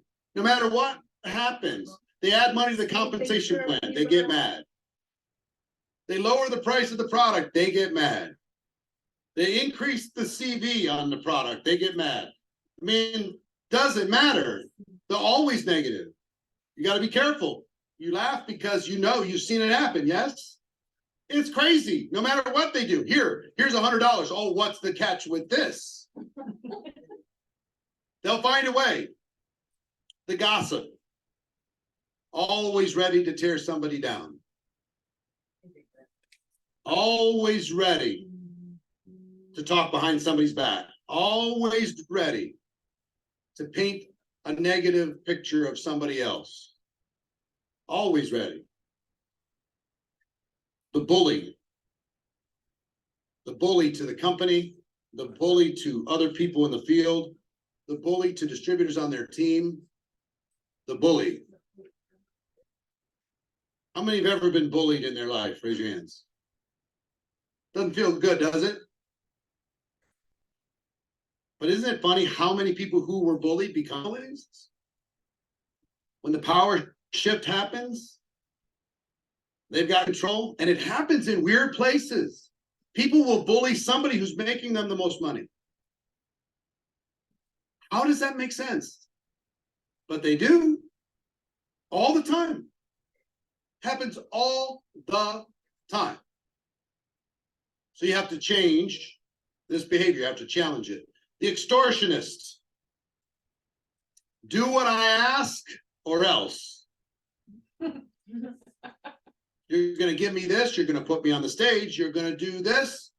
You're going to pay me that. You're going to cover my expenses. Or I'm going to inflict pain in some form or fashion. I know those people. Can't negotiate with terrorists. In business, you can't. The lobbyist. They always have an agenda. They're always trying to work every single edge to their advantage. They're always looking for a little bit more They're working full-time on getting that little bit more while you're working full-time on building your business. They're working full-time on how they're gonna figure out an angle.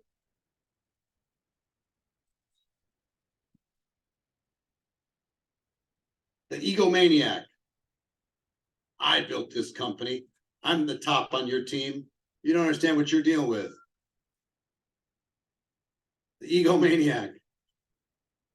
The thief. All of a sudden, lines are magically disappearing from some groups and magically appearing under other names in other groups. How did that happen? We don't know how that happened. It just did. What the heck?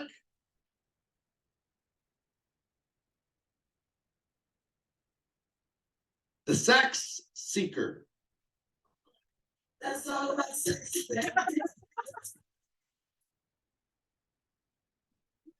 Expand a little bit. They're always sleeping around in the team. Oh, my.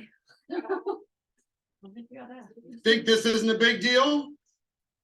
You don't want to know what's going on at your company conventions. I'm telling you.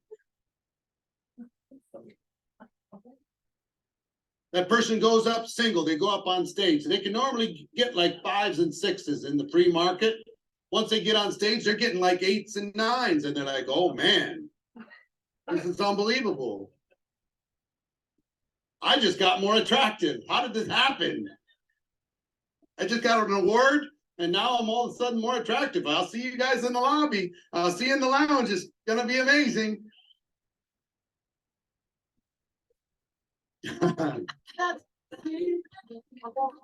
I'm just telling you. Somebody in the comments says, so Eric's saying there's hope.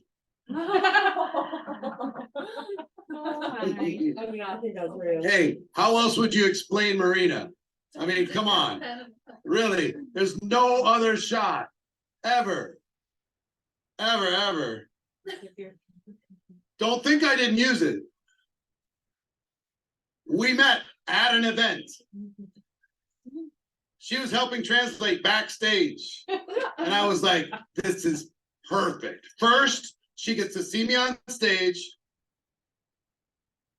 And that was the actual event that we met. You see how tight I'm holding on? I'm like vice grips, man. No way am I letting this go, ever. So, and I got the second benefit. That was in Russia. Moscow. I got the second benefit. The second benefit was she was helping to translate backstage. So I got 3 days, man. She gets to see me on stage, plus we're just hanging out for 3 days. Dream scenario. Unbelievable. Yeah, but they're looking. So hold on. Here's what I will tell you. Can you find a like-minded soulmate in this business? The answer is yes, you can. And is it okay to do? That's Lake Como. That's my girl. So, can you date in this business? If you date responsibly? Yes, you can. Be very cautious, though. Be very kind. Be very, be a good person. Be a nice person. If it doesn't work the way, try and do it as kindly as you can so you don't disrupt the organization. Because the moment you're dating somebody else within the organization, you're now putting things at risk. Because if it ends badly, it can do lots of damage. Now, that's not what I'm talking about with the sex seeker. What I'm talking about is somebody who's actually a predator, who's actually saying, I wonder who I'm going to get this convention. Obviously. Those are around more than you think. You all know who they are. There's people in your mind right now. You need to have a conversation with these people. It's the location, not vacation. Yeah. So here's what I'm saying. What I'm saying is, can this be dysfunctional behavior? If it's repeated over and over and over, if it becomes a repetitive thing, the answer is of course. The addict. Now, I have compassion for somebody who has addicted behavior. I have people in my family that struggle with addiction, that struggle with depression, struggle with bipolar, struggle with not being able to feel normal unless they have some sort of chemical added to their body. And once they start, they can't stop. So I'm not judging it at all. If anybody here has an addiction issue or anybody in your family does, I'm not judging it in the least. But if it's publicly displayed to the organization on a regular basis, does it create dysfunction within the organization? Yes. Does it reward the wrong behavior? If it's not confronted, does it actually call into question the integrity and the leadership of the company? Yes. So have compassion, but it needs to be somewhere else, not in front of the team. When you see it starting to spin out of control, hey, why don't we pause it here? Why don't we get you a bottle of water? Why don't we get you to the room? The retiree, they haven't done anything in ages and demand everything. They haven't brought any real value to the organization since 1997. But they still want to be the keynote speaker at every convention. Haven't recruited anybody, but they want to train on recruiting.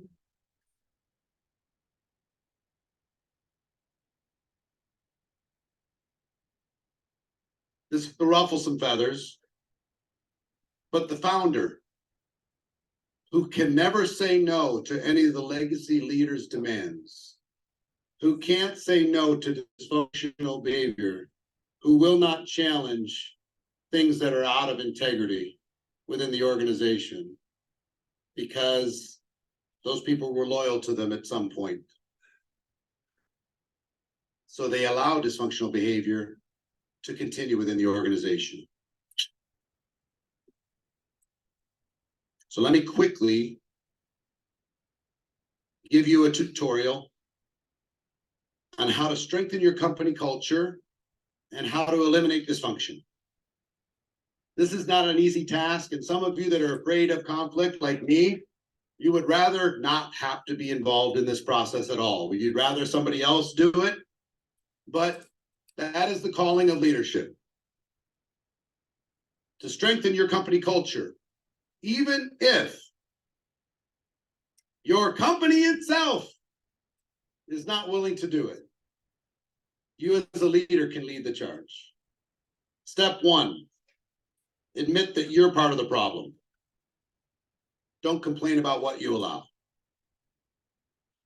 If you allow it, it's on you.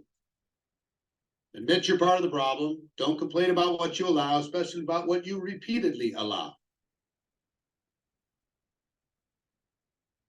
Step two, this is important. Identify your company and cultural standards. What is your team standards? What do you want to stand for as an organization? What do you want to stand for as a team? You need to determine two things: what's going to be rewarded and what's going to be punished. That might sound harsh, right? We're talking leadership today. We can use not tolerated then. If you don't like punished, what's going to be not tolerated? Really important one. You got to think about this. Step three, learn to kill the monster when it's a baby. The monster is the behavior, not the person. You're not killing the person. You're not even mad at the person. You're mad at the behavior. You can get violent with the behavior and compassionate with the person. Amen. The first moment you become aware of any of the things that I discussed or anything that's outside of your standards, the very first moment it must be challenged. The very first moment you need to deal with it. It's going to feel like you're overreacting, especially if they're a performer, especially if they're a rising star, especially if they're a producer, if they're an achiever, if they're a talented speaker, if they're a skilled entrepreneur. any of these things, especially the first time, you need to deal with it before it gets big and starts breathing fire. Don't let people's productivity fool you. And I will just give you a lesson of leadership. Appeasement of bad behavior never works. Appeasement of bad behavior never works. How many have tried? How did it work? Not very well. Step 4. This is the key. The process of escalation. 2 key words I want you to remember. Respect and compassion. Respect and compassion for the person and total intolerance for the behavior. And what do I mean by respect? Don't challenge this behavior publicly and loudly the very first time it shows up. Don't shame the person. Don't create huge divisions within the organization when it shows up. Respect means, hey, can you come here for a second? Can we talk privately? And get away and don't talk to anybody else about what you're having the conversation with. Have a step 1, a respectful and private conversation. And say, here's the behavior that I'm seeing. I'm not saying I'm the morality police. I'm just saying, I think this might be negative to the organization long-term. Do you agree that this might be negative? Can we agree that we're not going to repeat this behavior because all distractions are equal? And I don't think this is going to buy you as much as it might cost you and the team. Step 2.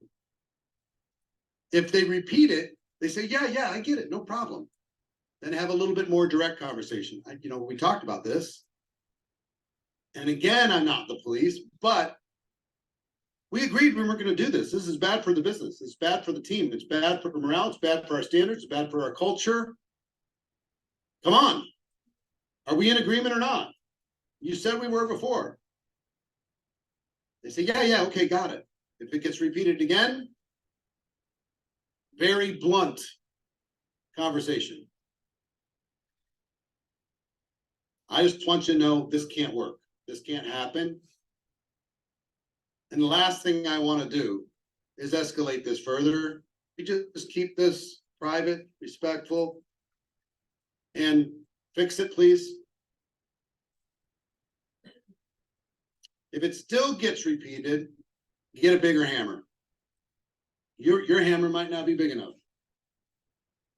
You might need somebody upline. You might need somebody in corporate. You might need somebody that's their friend, not even in your business, to have a conversation and try to convince them that this behavior is not going to be rewarded. But again, this is still staying compassionate and private. And if it gets repeated after that, then you have to start throwing in consequences. For companies, suspensions, fines, loss of recognition. For teams, they don't have access to the Zooms. They're not able to speak. During training events, you're going to have to pull some things back. And if it doesn't change, the final is not termination for companies, but exile if you're in the field. How many movies do you need to see when you know the hero's life's going to be ruined if they don't get away from that toxic person? Some people cannot help it. It's how they get their significance. But if you don't challenge it and you let these people grow into dragons and monsters, then it's up to you to deal with it. But if you have an escalation process, it'll help. So the only other thing I would say on this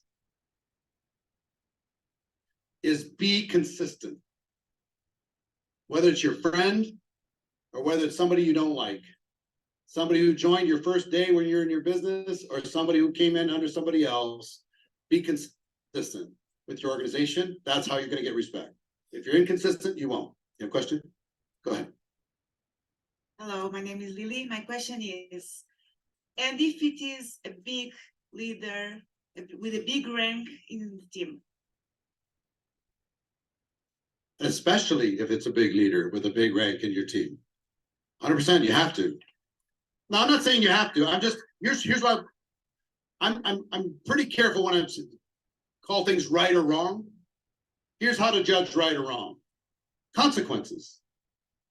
What's the consequence of allowing a high-ranking, high-earning leader to abuse other people within your organization in one fashion or form and distract everybody else from their productivity? Well, it's the consequence of that. Your loss of respect. You're going to have amazing people who will just tiptoe out of your organization. You won't even know they were going to be amazing. They were going to be a superstar, but they decided to disassociate because they didn't see you standing up to the wrong behavior. That's the challenge. I'm not saying it's easy. The top producers actually an issue. Do we have that Simon Sinek video? Sandy? John? Anybody?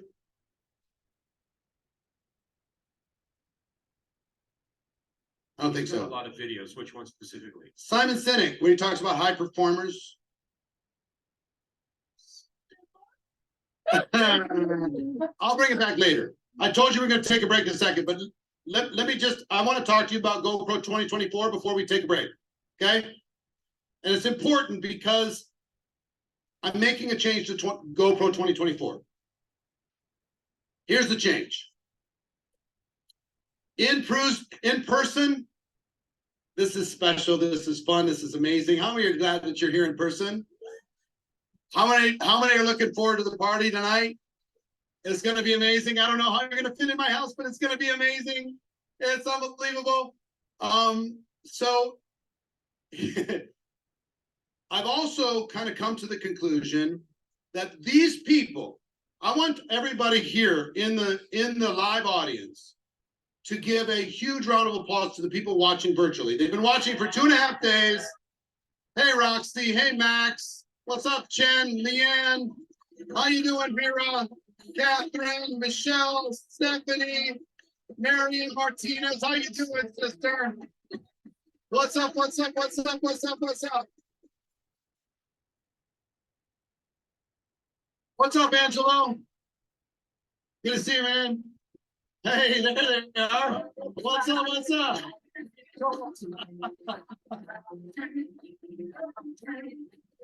All right. So why did I ask for that? Because sitting in a room by yourself for 2.5 days, looking at a screen is tough. You don't get the energy of the crowd. You don't get to hang out with each other. It's not an easy thing to do. So the fact you're here, the fact you're taking notes, the fact you're plugged in, lets me know that you all have greatness within you. I honor you for your commitment. Congratulations. Now, go ahead and sit down. I'm changing how I'm doing GoPro next year. Online, it's going to be 2 days, not 3. The online version is going to be Friday, Saturday. A 2-day event, start to finish, how they can go out there and be successful. The reason why I made this shift is 3 days is a pretty big commitment, and it's an obstacle for some people. 2 days, a little bit easier, right? I did like a 3-hour event a couple months ago, and it just smashed. Very specific outcome, 3 hours, bang. And everybody showed up, everybody was plugged in, everybody got value, everybody left there with something to be able to do. So here's what we decided to do. It's the 2-day event for everybody virtually around the world. And we're going to go, instead of regular pricing is actually $197, but we're just going to make it a $47 ticket. If you get registered early, early bird ticket, $47 for everybody in the world. I don't want finances to be a barrier for somebody to be able to get 2 days worth of training. I'm not going to keep this price for long, but for rewards for you and everybody at home to get registered, $47. This is for December 6th and 7th. December 6th and 7th. And we're gonna give a complete experience for those 2 days. Got this year we stripped it all back, and I was just gonna give you as much heat as I could possibly give you directly, right? I felt like it was time for this type of an experience, a little different than what we've done in previous years. So December 6th and 7th, a general admission, online ticket, $47. You know what I would do if I was you? Every single person, every single one of you should get 100 tickets. Every single one of you, go ahead and line your people up before the price goes up. Get 50 tickets, get 100 tickets. It's not that much money. 100 tickets is nothing. What is 100 tickets? $5,000? $4,700. $4,700 for 100 tickets. And you know what I do with those 100 tickets? My team hates when I say this. Here's what I would do. I'd turn those 100 tickets into 100 watch parties. Oh, wow.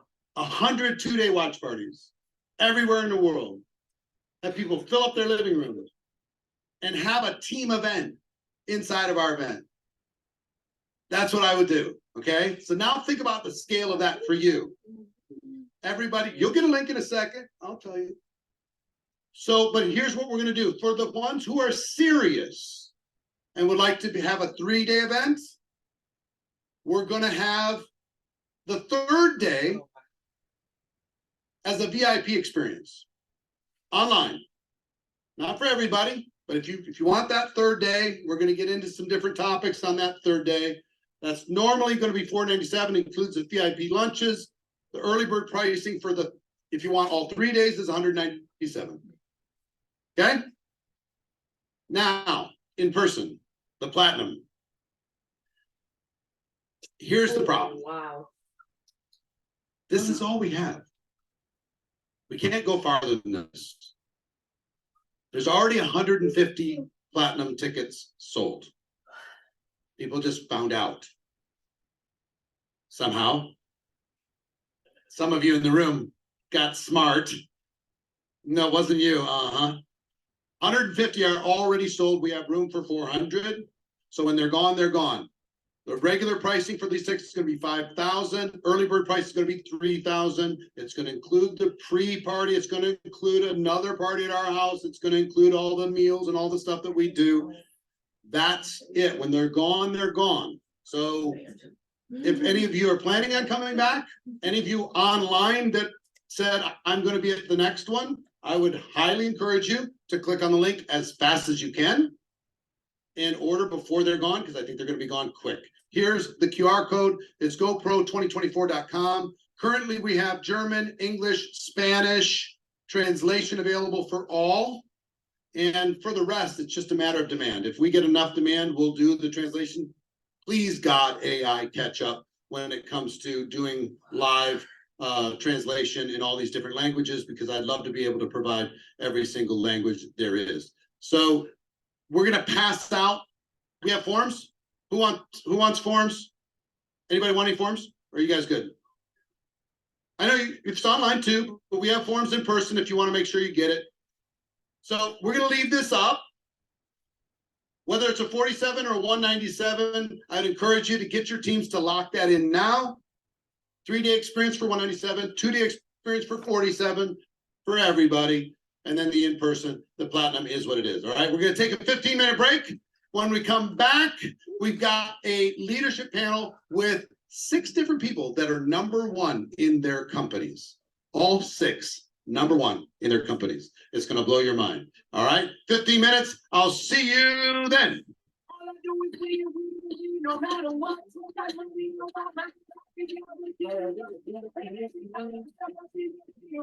Everybody hands go up. And they say that. And they say that. And they say that.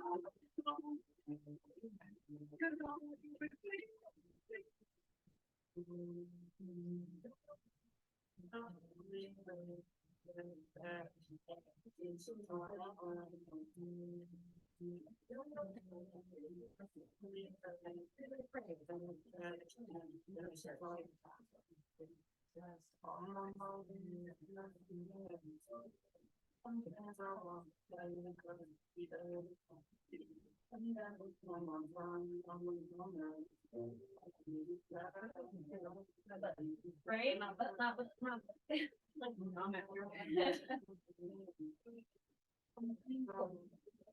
What did they say?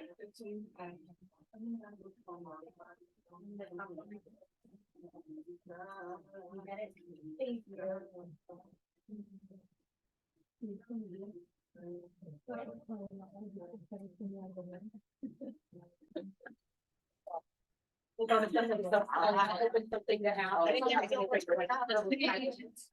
to jump right into this leadership panel, and I want to jump into it because I got the opportunity to talk to some of these leaders backstage, and like Eric said, each of them are top earners in their company, and this is an opportunity for each of us to see what it looks like all the way on that side. So many of them, as I've talked to them, have years and years of experience. There's some that are actually pretty new, and yet they've rose to the top. So really excited to learn from them. Before we get started, a reminder on the GPX tickets for next year. I told you that we would max capacity. And I want you to know that we still have a couple more seats. So make sure that you get them. All right. So actually, I don't know. I could be wrong, but make sure that you get that done right now. Another thing is my team tells me that after our last break, we had individuals calling in saying, I want to sign up 10 people for the Breakthrough Boot Camp. I want to put 20 team members in the Breakthrough Boot Camp. I want one that said we want to put in 38 team members into the Breakthrough Boot Camp. Now do the math. Let's just make it easier for me. 40 times 3, that's $120,000 for the Breakthrough Boot Camp. And they said, but we want a discount. Well, didn't we do that? You guys know that when you buy one Breakthrough Boot Camp, that one other team member has an opportunity to get a Breakthrough. You get that, right? I just want to make sure that's really clear, because they literally get that $120,000 worth of Breakthrough Boot Camp for half that, like $57,000 to pour into their team. What do you think the result will be of having 40 new team members go through the Breakthrough Boot Camp? Think of that. What a great opportunity. Do not be afraid to buy in bulk. Let our team know if you want to put some team members in there for either the Breakthrough Boot Camp or Beyond Leadership. Feel free to let us, feel free to reach out to the team and let them know you want to put others into that. Now, we're going to bring up the leadership panel right now. And then after that, we're going to be close to wrapping up this event. So this is one of the final sessions. So really soak it in. These are leaders. So let's welcome these leaders to the stage with a rousing round of applause. I know so many of you are on their teams. Those of you that are at home, you're going to get to see your company leader right here up here on a stage. So let's give them a rousing round of applause individually as they come out. So let's begin with our very first leader for the panel, Mr. Anthony Napolitano.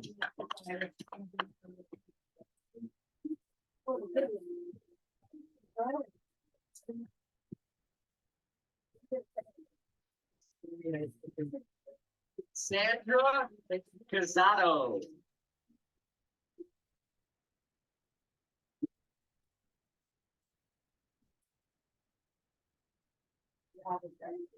Can we strike my picture off the side, please? Thank you. Julie Stevens.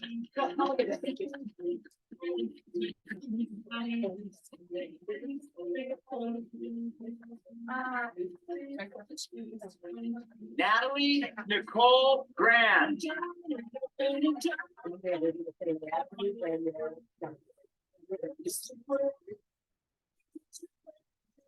I called it in the wrong order. I'm sorry. Good job. Sorry, I did it in the wrong order. We're going to go with Andrew Eaton.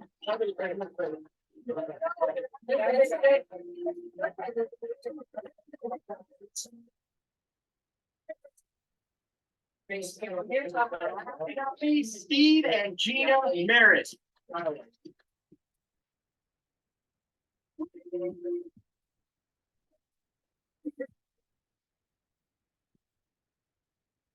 The host of our panel, Eric Worre.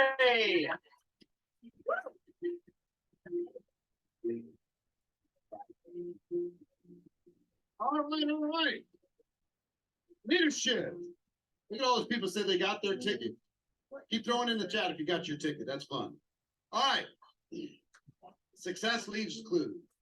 You know what's one of my favorite things to do? is to study people who are doing well. Study people who built big teams, study people who built great systems, study people who have inspired people at scale.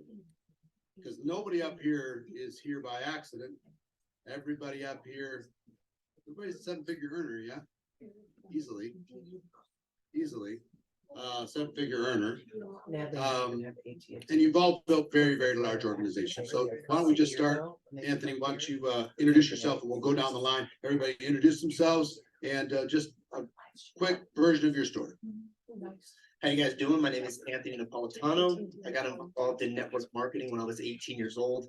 At that time, I was a full-time college student athlete, going to school for my baseball career. That was my passion. That was my life.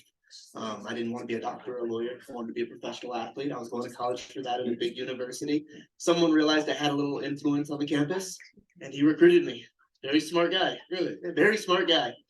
Built a friendship. He didn't just lead for the kills. He built a friendship with me and eventually piqued my interest. He said, "Hey, I think you'd be good at what I have going on." I was like, "What do you have going on?" Sat down with him. He showed me the industry. Long story short, got involved that day, actually. 6 months later, I started making like a part-time income, almost a full-time income. Didn't know what was going on though, to be honest. Didn't know anything about the industry. Went to my first big event, something like this, okay? Went to an event and I saw a lot of people walking across the stage and I was like, these people are making that type of money? These people, they can do this? I can do this, right? That's all it took for me.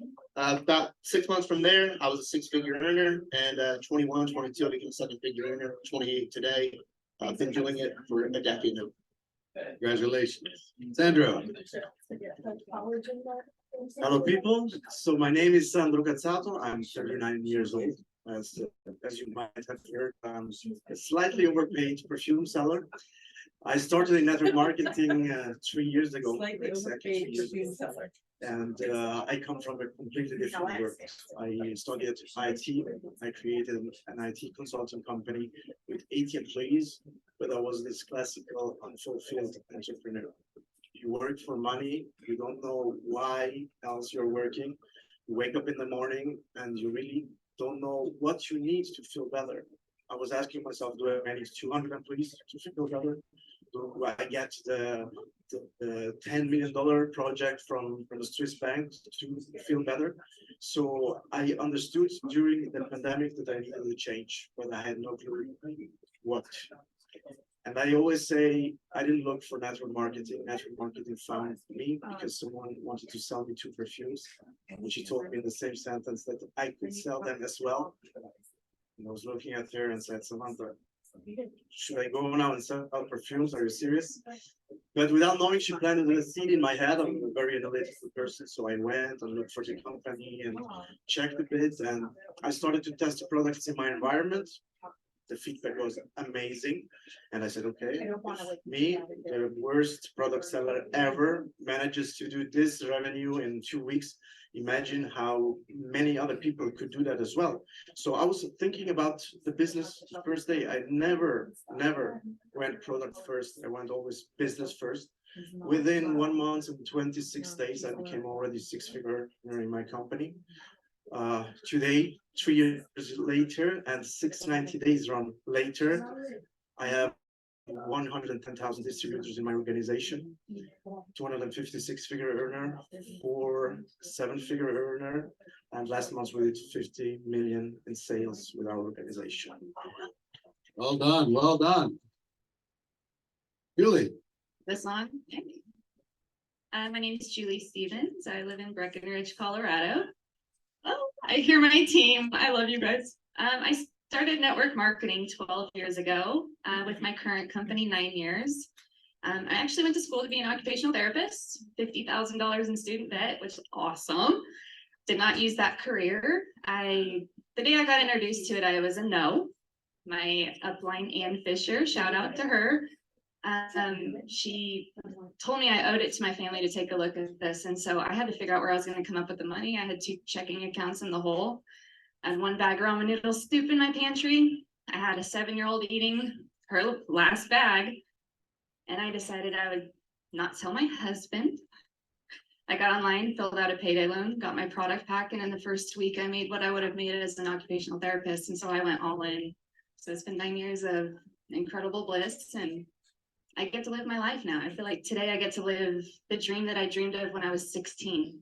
And that's what I love, that I get to actually live it. So yeah, this industry has changed my life forever. Congratulations, well done. Natalie. Yes, so I started this industry 8 years ago. It was my first time in network marketing. I actually was very broke and I was bringing home $2,200 a month for a household of 5. And I said, you know, I need to do something, anything that is legal at this point.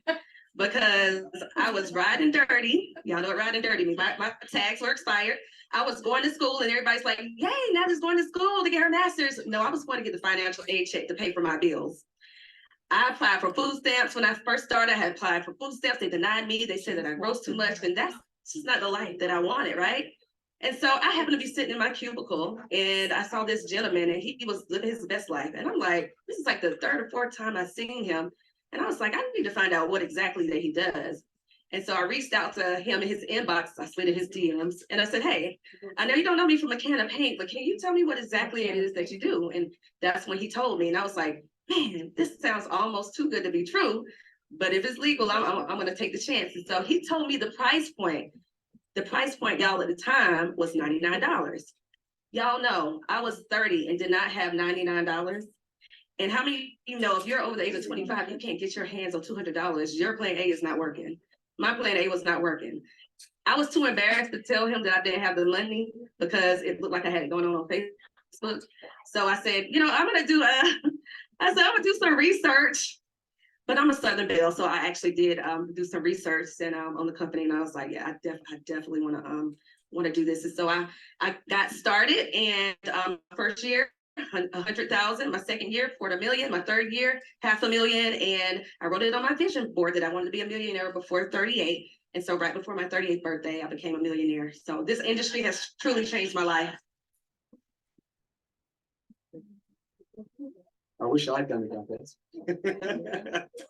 Andrew Eaton, 49, and my background is actually entrepreneurial. I've always been an entrepreneur. I had a traditional business in South Africa from 2000 to 2008. And in 2008, things went a bit wrong, and I lost my business. And if it hadn't been for my wife, who had a job, I don't know what we would have done. But I was broke. I guess I was unmotivated, burned out. And for the next 3 years, I just went and found myself a job selling outdoor media. I don't think I did myself very proud, but that's what I did just to survive every day. And you know, they say that there's 1 or 2 times in your life when something pivotal happens, which changes your outlook on life. For us, for my wife and I, that happened in 2011 when we found out that our little 2-year-old, who's now 14, we found out that she was autistic. And I actually remember the day when the news came out, and I remember sitting in the house, watching this little bundle of joy running around the house, oblivious to the challenges that she was going to face in her lifetime. And it killed me that as a father, that I had no time and no money to give to her, and to be able to pour into her, and that my wife also didn't, because she had to have a job to support the family. Here's the problem. I knew that I had to fix it, but the problem was that I had no money and no time, and I was fresh out of ideas, by the way. When you have a broke mindset, ideas don't come flowing in. And so I dabbled in network marketing before, and I knew that with network marketing, you just needed a big why to begin with, and I thought this time I'm going to do it properly. Found a company in 2011 part-time, and long story short, didn't do it as quickly as you, but within 9 months, the time it takes to give birth to a baby, I gave birth to my baby properly, and I quit my job. I was earning a full-time income, which is not much in South Africa in terms, but $2,000-3,000 will do it for you in South Africa. And I've been full-time ever since. It took me another 5 years, and this is where I can just digress quickly. Things changed for me in 2013, but I'll tell that in a moment, when I came to my first GoPro.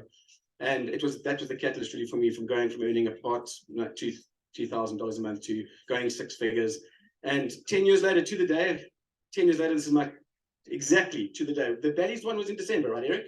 So it's literally 10 years to the day that I'm now a 7-figure income earner in the industry, in the profession. And I'm so grateful. It's showing, it's just how an average person can use this profession to change their life. Well done, well done. Nina. So we're Stephen G and Americ. This is my better half here. We're super excited to be here. Thank you. What an honor to be on the stage here. So we've been married, gosh, do we have to tell how old we are? I'm 61 and a half. He's 60 and a half. But we're so excited. We've been married for 36 years. Or wait, 37, sorry, 37 years. We have 4 kids, 6 grandkids. This is our third time signing up in the industry. And we actually just recently signed up, you know, and we were talking earlier about the decision of when it's time to move. So we're Christians, we're believers. So the first thing we did when, you know, our gut just didn't feel right, we just started praying and just putting all the industries on a line and completely believe God led us to the right industry for him and I. We've been in for 17 months. We hit the top rank in 23 days. Oh my gosh. We made every single phone call. Our team was completely dead out of the water. I'm talking, there was, you know, you go up to do CPR, there was no pulse. So we completely just got on our phone and started making phone calls together. We didn't text, we called everyone because we really wanted people to hear the power and the energy in our voices, that we had something big. So if you're a leader, I really encourage you, don't have that fear when you're doing that, when you're making calls and you're reaching out to people. But we're just so blessed to be here. And we're so proud of each one of you. Your butts have not left the seat. That means that your opportunity to be on this stage is very close. You just have to keep pushing and pursuing. But we're blessed to be here. Thanks. And Steve. Okay, like Gina said, we've been in the industry for 36 years, so we got some background. We actually have a passion for building leaders, so I'm glad that Eric asked us to be on this leadership talk, because over the years, we've helped 176 of our friends make $1 million or more. Wow. In this new company, in 17 months, 3 of them. And, you know, we implemented Eric's skills. All the skill sets were on the mastermind team. That was checking the boxes he was talking about, the system strategies. So you follow exactly what Eric's teaching you, and you're going to see what is happening. I mean, we implemented those same skills in the last 17 months, and the company just awarded us. It's a 19-year-old company, so it wasn't like it wasn't like some startup. We had to get in and roll up our shirt sleeves, and using those skills, passed everybody up. In 19 years, we were just awarded the #1 couple for helping the most people hit the highest ranks personally, which means helping the most people make the most money. And that's what you really want to be looking for, because you really want to have your team understanding the power in, you know, understanding being a leader, and that's the key. So I encourage you, breaking out of here, like Eric has been teaching all weekend. It's our responsibility to implement what we've been taught and step it up. Yeah, and he's also, well done. Sorry to rob your applause. But he's also like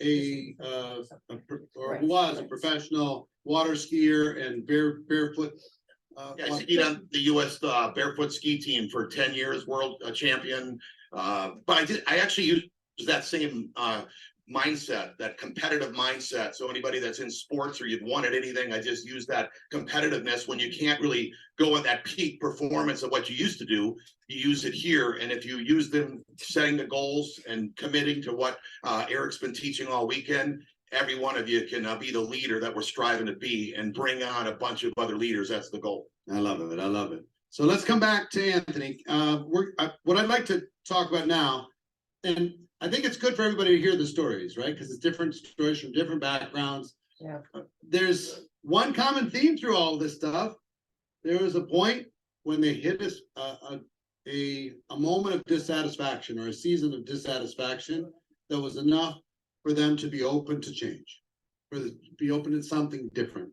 That moment of disgust that says, you know what, I'm not living like this anymore, I'm gonna go. And sometimes it happens, you're in your company and you've just been wandering around, you say, enough, I'm tired of meeting these people that are having the success that I could be having, And I've been playing small and I've been letting these obstacles get in the way. I'm letting my limiting beliefs control me. I'm not gonna do that anymore. I'm gonna take charge of my life now. I'm gonna do the thing that scares me until it doesn't scare me anymore. That's what happened with all of these people and the rest of, how many other 7-figure earners in the room who had a similar moment? Raise your hands. Take a look around. Similar moment. It's just like, you know what? Enough, done. How many 6-figure earners in the room have had a similar moment?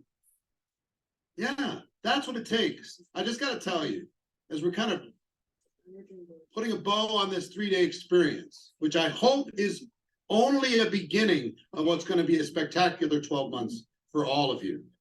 I want you to think of one word, and that word is decision. You need to make a decision, not a hope, not a wish, but a decision, a total commitment that you're going to go capture what you're capable of capturing. And if these people can do it, so can you. Once you really make a decision, then you can't be stopped. If you make a decision and you don't quit and you get a little bit better every day, you can't be stopped. Nobody can stop you. Nobody can say, nope, not you. I don't like you. Nobody can stop you. You can go all the way to the top. I'm proof of it. All these people are proof of it. And I will tell you, there's people in this room, people on this stage that are way better at building teams than I'll ever be. Amazing talent. So I'm humbled to be in this place coming from myself.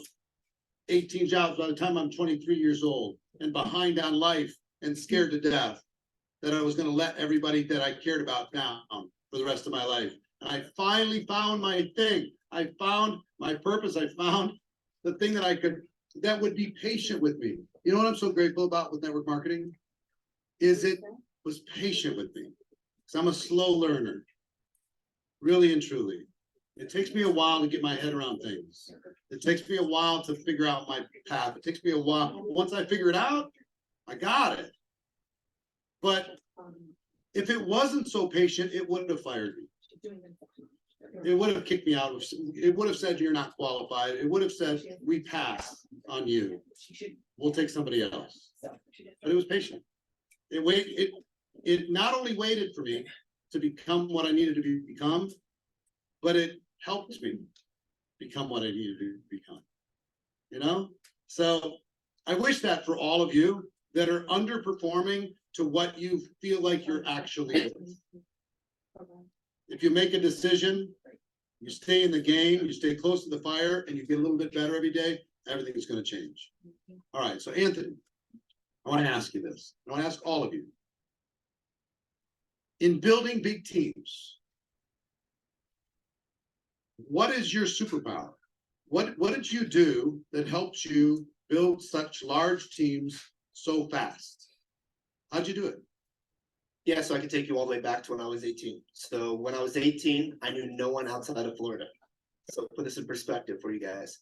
I did a lot of home meetings, okay? A lot of events. Actually, when I got involved in network marketing, we were just on the cusp of like the internet.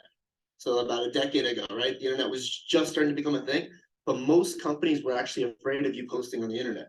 So we were told you can't use social media. That was actually like a thing at the time because companies were getting in trouble with the government. So I did everything offline the first year. But that was so powerful for me because I developed this skill set. See, a lot of people are posting on their social media, they're posting all this content, but they have no idea how to close deals. They have no skills, the fundamentals in network marketing. So that first year I developed all these skills. I wasn't making crazy money, got up to about a 6-figure income in 12 months, but nothing insane. But I developed this skill set. Year 2, I started showing what we were doing offline, online. And guess what? It started attracting people in Germany, France, Belgium, Italy, all these different people around the world started seeing what I was doing and wanted to be a part of it. So I can tell you guys, a lot of you guys, you're one-dimensional. You're just on the internet or you're just offline. Understand that they actually play a role with each other. They balance each other. Your offline actually helps your online. Your online helps your offline. What do I mean by that? Let's say I go to a meeting today, you guys meet me for the first time. Now you go check out my social media, that's credibility. Okay? So all these different things, it actually all plays a role, and I think you need a balance to what you're doing. But from doing that, I started in Florida. Today my business is in 128 countries. So people all over the world, many different languages. And I can tell you the number one skill that I had was my consistency. I realized I'll beat everyone in this profession. Why do I say that? Because they will not stay consistent with their work ethic. I've seen like 25 companies with people in my age since I started have completely disappeared. There were so many people when I got involved in the industry 10 years ago, going to my early GoPro events, seeing these people on stage, so much skill, great speakers, great dressers. Like you're like, these people are good. They literally didn't stay consistent. They fell off and they're back to doing what they were doing. So I just tell you, if you're consistent, you'll always win. And understand, like, you might have to talk to more people, but if you're talking to people, people are going to be joining. So that's the business. Awesome, thank you. So as I said, I'm definitely not the best one in selling a product, but I can sell you a vision. Okay, I can sell you a vision, a project. This is what I did right from the beginning. I come from IT, so you need to imagine I was in this call with my upline, and he told me that he has 4,800 people in his team. And I said, what? 4,800? I immediately thought, okay, if I have the half of these people that do 1/3 of what I've done the last months, we're gonna make 1 million in sales in 4 months. This was my idea. So I took an Excel spreadsheet. I made a business plan with this Excel spreadsheet, and I called it the master plan.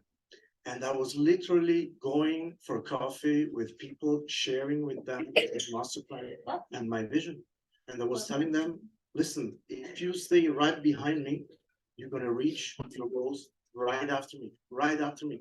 And this is what's happening, because it didn't just stay a vision, but we created such a big movement who is starting to sell network marketing for what it is.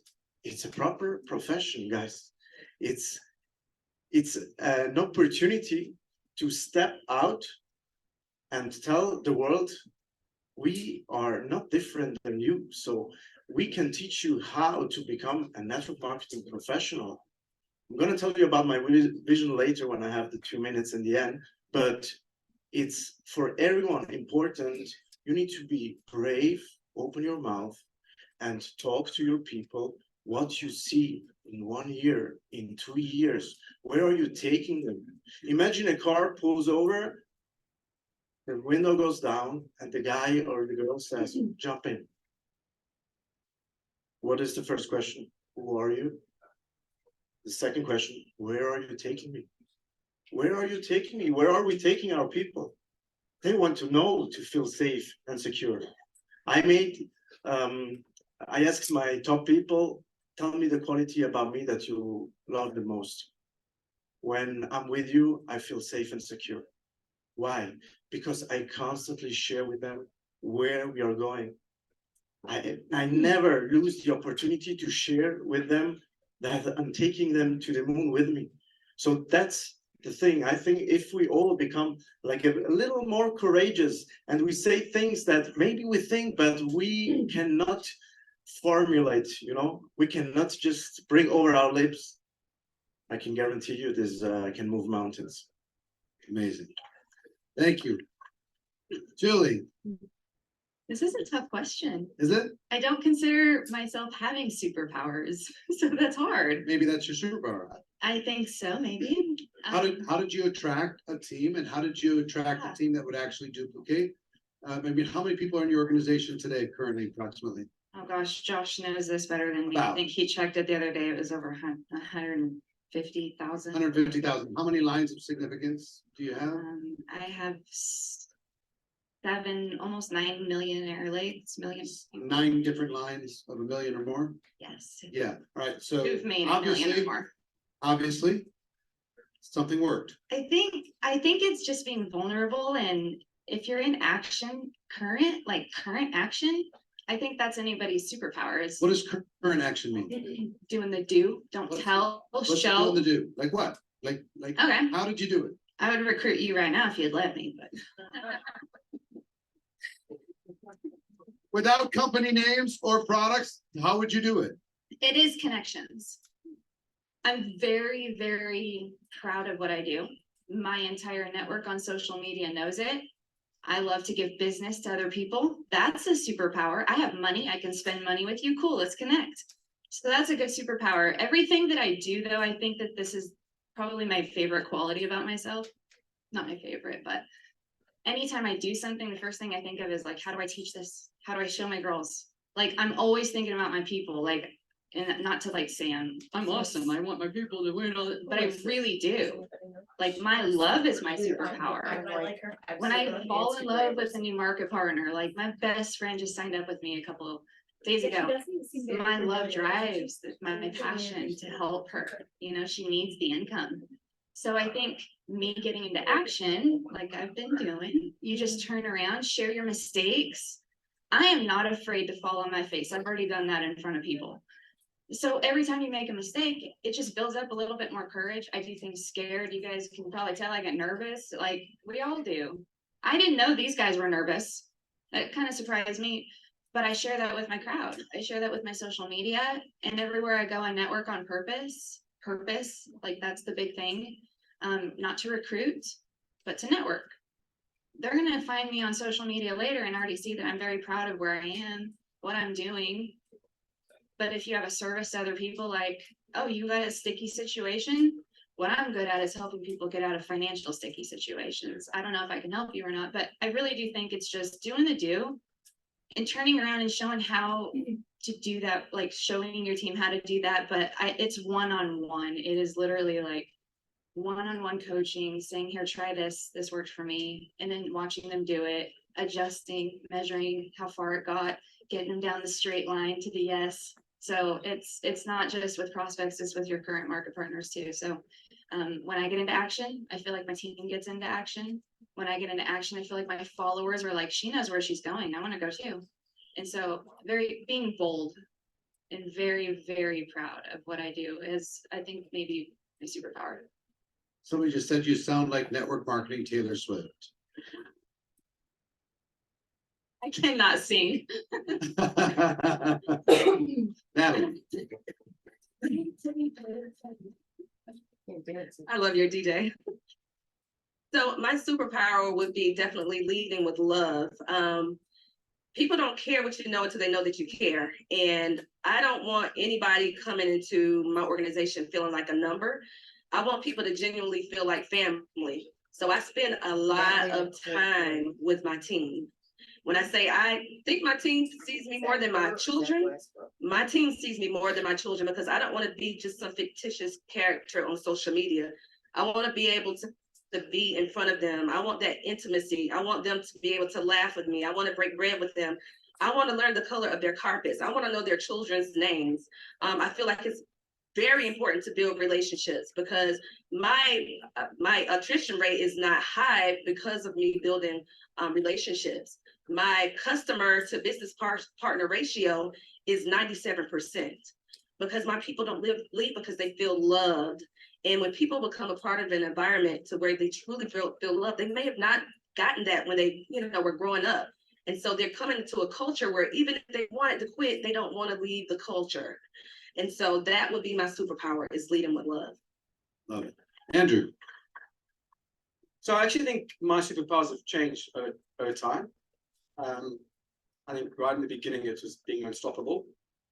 And funny enough, when you're unstoppable, people notice it and they want to be with you. So I had no skills in the beginning. I just did a big wine and I was unstoppable. People laugh at me. I wear this plastic bracelet, which I got at GoPro in 2016. I've been taking it off. It says I'm unstoppable. I wake up every morning and I read it. My wife says she's going to get me a nicer one that says it. But so in the beginning, I'd say I was unstoppable, which obviously attracted other people. But within being unstoppable, what you learn, what I learned anyway, is that anyone can look good when times are good, right? Real leadership shows up in times where you need to lead through the rough waters. And when you're unstoppable, you can lead people through the rough waters. And over the last 10 years, I think we'd all agree. I mean, however long you guys have been along a lot longer than us in network marketing, but all of us have been here for a certain amount of time, and probably you've had to lead your teams through some pretty tough times, and that's been a really strong point for me. And you do that by being authentic. So I'd say probably my superpower now is I'm still unstoppable. Nothing's going to stop me. But my superpower right now in terms of building a big team is that I'd like to think that I'm authentic. You know what? I don't need to try and be someone that I'm not. My biggest word of advice I think I could give to everyone is be authentic. Keep it authenticity, because that's what people buy into. You don't have to be someone that you're not. You can become a better version of yourself. And 10 years ago, before I got into network marketing, you would not have wanted to be in business with me. I said, broke, unmotivated, burnt out. I had to really work hard at becoming a better version of myself, but always with authenticity. Love it. Gina. So I got a lot of superpowers. I got energy, excitement, the words of encouragement. Literally, as a leader, you just never stop growing and you never arrive. Like we are constantly learning from our team. We're really good at identifying leaders and then building them up.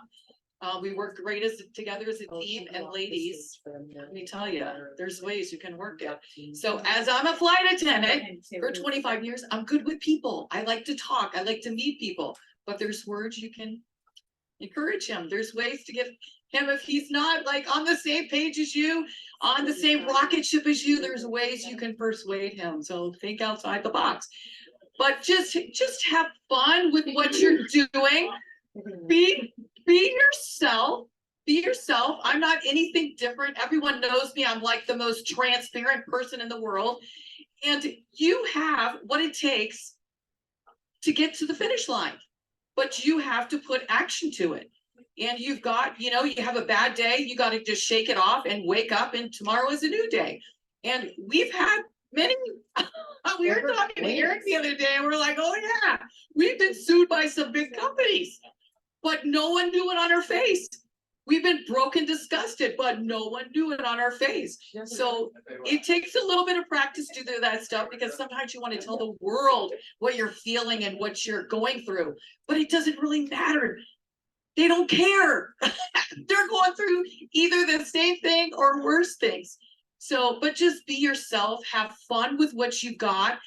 Listen, there is nothing out there. As being a flight attendant for 25 years, I busted my rear end.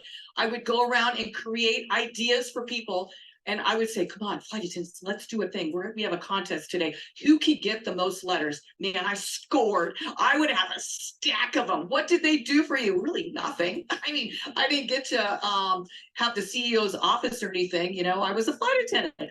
But you have to be like, enjoy what you're doing. And if you're not enjoying it, you got to stop and figure out, why are you not enjoying it? Have you taken the fun out of it? I'm sorry, I'm spitting. Sometimes I spit when I talk, but you guys are far enough back. But we're so proud of each one of you. I'm telling you, it's just the beginning, because this industry now is the time to literally step it up. Stop whining, put everything you got, all that garbage under the chair when you leave here, and Eric will throw it away. And when you leave here, you've got everything you need to know to build this business. And then now you just got to go and put it into work, put it into action. And you don't, even if you're a leader, someone asks you a question, you be okay to say, you know what, that's a really good question. Let me get you the right answer. You just have to be humbled, fully yourselves, always growing, always learning. And I'm telling you, you're going to be blown away at the business that you're going to have once you kind of take your eyes off yourself and you put them on others. Love it. All right. Steve. I guess the first thing is, don't forget where you came from. But as you're talking to people, you got to have that vision. You got to be taking this event that you're at this weekend and letting people see the big picture. I mean, you're not going to create millionaires if you're not thinking about making millions and looking for people that want to have big success. If you're talking about some small mom and pop type home meeting, little get together, you're not gonna have big people sitting up to the edge of their seat. And I don't care what they have done or if they're in the industry or not, because 84 or 5% of all the folks that we've already helped make millions never were in the industry. In fact, they hated it. So I actually love it when you don't want to do it. You can't stand the industry. You just don't understand it. You just got to walk them through and let them know what it's all about. But if you're talking to them small, you'll never attract somebody that's big right now looking in real estate, or a mortgage broker, or somebody that's successful in business. So if you're gonna win big, you got to start thinking big yourself and making sure you're coming to the table when you're calling them, talking to them in person, that you got something big on your hands. Are you open to something big? And that way they can really make their own decision. If it scares them, they weren't the one you needed to be working with. Okay. I don't mind if somebody is down on their luck, because we've been down on our luck. They just believe that they could win if they hit the right vehicle. So you're not scaring those people, but you got to have, I believe one of my successes is that they see it in my eye. So we're on to something big. You're either coming with us, whether you do it or not, we're doing it. And you're going to be left out of something big if you don't come along with us. So that's what you should be taking out of this weekend about. Look at all these people here, everybody online, everything Eric is saying, the people that are coming in, speaking with us. That should take this to a whole nother level of belief that you're having in your eyes when you're talking to somebody. Now, again, applause. I almost did it again. Are you picking up a theme? Kind of a thread through all of this? Big thinking, caring about people, vision. How important was vision in everybody's conversation? Vision was big, and a game plan. Here's our strategy: resourcefulness, resilience, being able to pick yourself up, being able to reinvent yourself from time to time. A couple of you gone through some big struggles to get where you are. Wasn't a straight path. So we could go all day. I mean, and I will tell you, if you haven't checked out the Excellence Project, it's a podcast that I do free, and I interview people like this. So I just interviewed Steve and Gina. Sandra's is up there already. I'll interview the rest, and you'll have them up there. But every week, every Monday, there's a new episode up. So check that out. And if you'd be so kind as to give it a review, it'd be great. Help me spread the word, get that out there. It's in the top 20 in business podcasts in the world. So not bad on Spotify for something we just started. You just look up my name or the Excellence Project, either one. I go a non-network marketer, network marketer, non-network marketer, network marketer, back and forth, looking for excellence around the world. It's a lot of fun. We could talk all day if we could. Wish we had time, but here's what I want each of you to do. Take the stage, take a moment, share with this group what you feel like they need to hear to go out and make 2024 the best year of their lives. Awesome. So I would tell you guys, real leadership is giving all credit and taking all the blame. So listen to what I just said. I have tried to be purposely quiet the last 4 years. You guys heard what I just said? Purposely quiet. You're like, why would someone want to be purposely quiet? Because my goal was to develop people that were their own superstars. So the business wasn't relying on me. Does that make sense? Meaning I've been in the trenches every day. They know I travel the world full time every day. They see that, but I want them to have the shine. I want them to be the superheroes, because the whole business model is creating residual income. See, some of you guys want to be like this superstar where if you disappear, your business disappears. The whole model is to create something, work it 5, 10, 15 years and have it pay you long into the future. If that's not the goal, this isn't the industry. I'm just being straight up with you guys. Go, if you want to be a salesperson, go sell some high ticket items, get into real estate, get into something else to make one-time commissions. This business is all about developing people. So I got to develop people that are going to be great at this profession, that aren't relying on me, that could go do everything that I can do. And I love what Eric was talking about yesterday. He was reiterating this. I don't care what your volume is. I don't care how much a month you make right now. Close your eyes, think about your business. How many people are like you? And if there's only a couple, you really don't have a business. You got a one-man army, which a lot of you can make a lot of money being a one-man army. There's a lot of people in this industry that do it. But guess what? There's no retirement. and a one-man army. So me personally, what I've been trying to do and what I've been developing, today we have over 270 six-figure earners in the organization. Actively, we have 11 seven-figure earners. Okay, the goal is to develop people, make them great, and if you do that, guys, you'll have income for life. That's what we're doing here. Well done, well done. Sandro, All right. So why are you here? Why are you here? I've been listening to Eric for the last 3 years.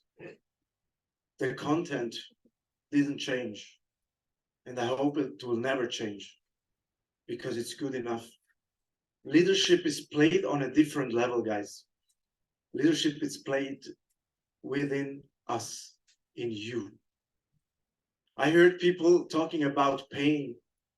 What is your pain point that pushed you to take network marketing into consideration? What is it? My pain point was so big that I wanted to go out of such a comfortable situation, and I will never go back there. I came here last year all alone, $1 Million Hall of Fame. I felt like shh, because I was alone. This year I came with 22 people from Europe.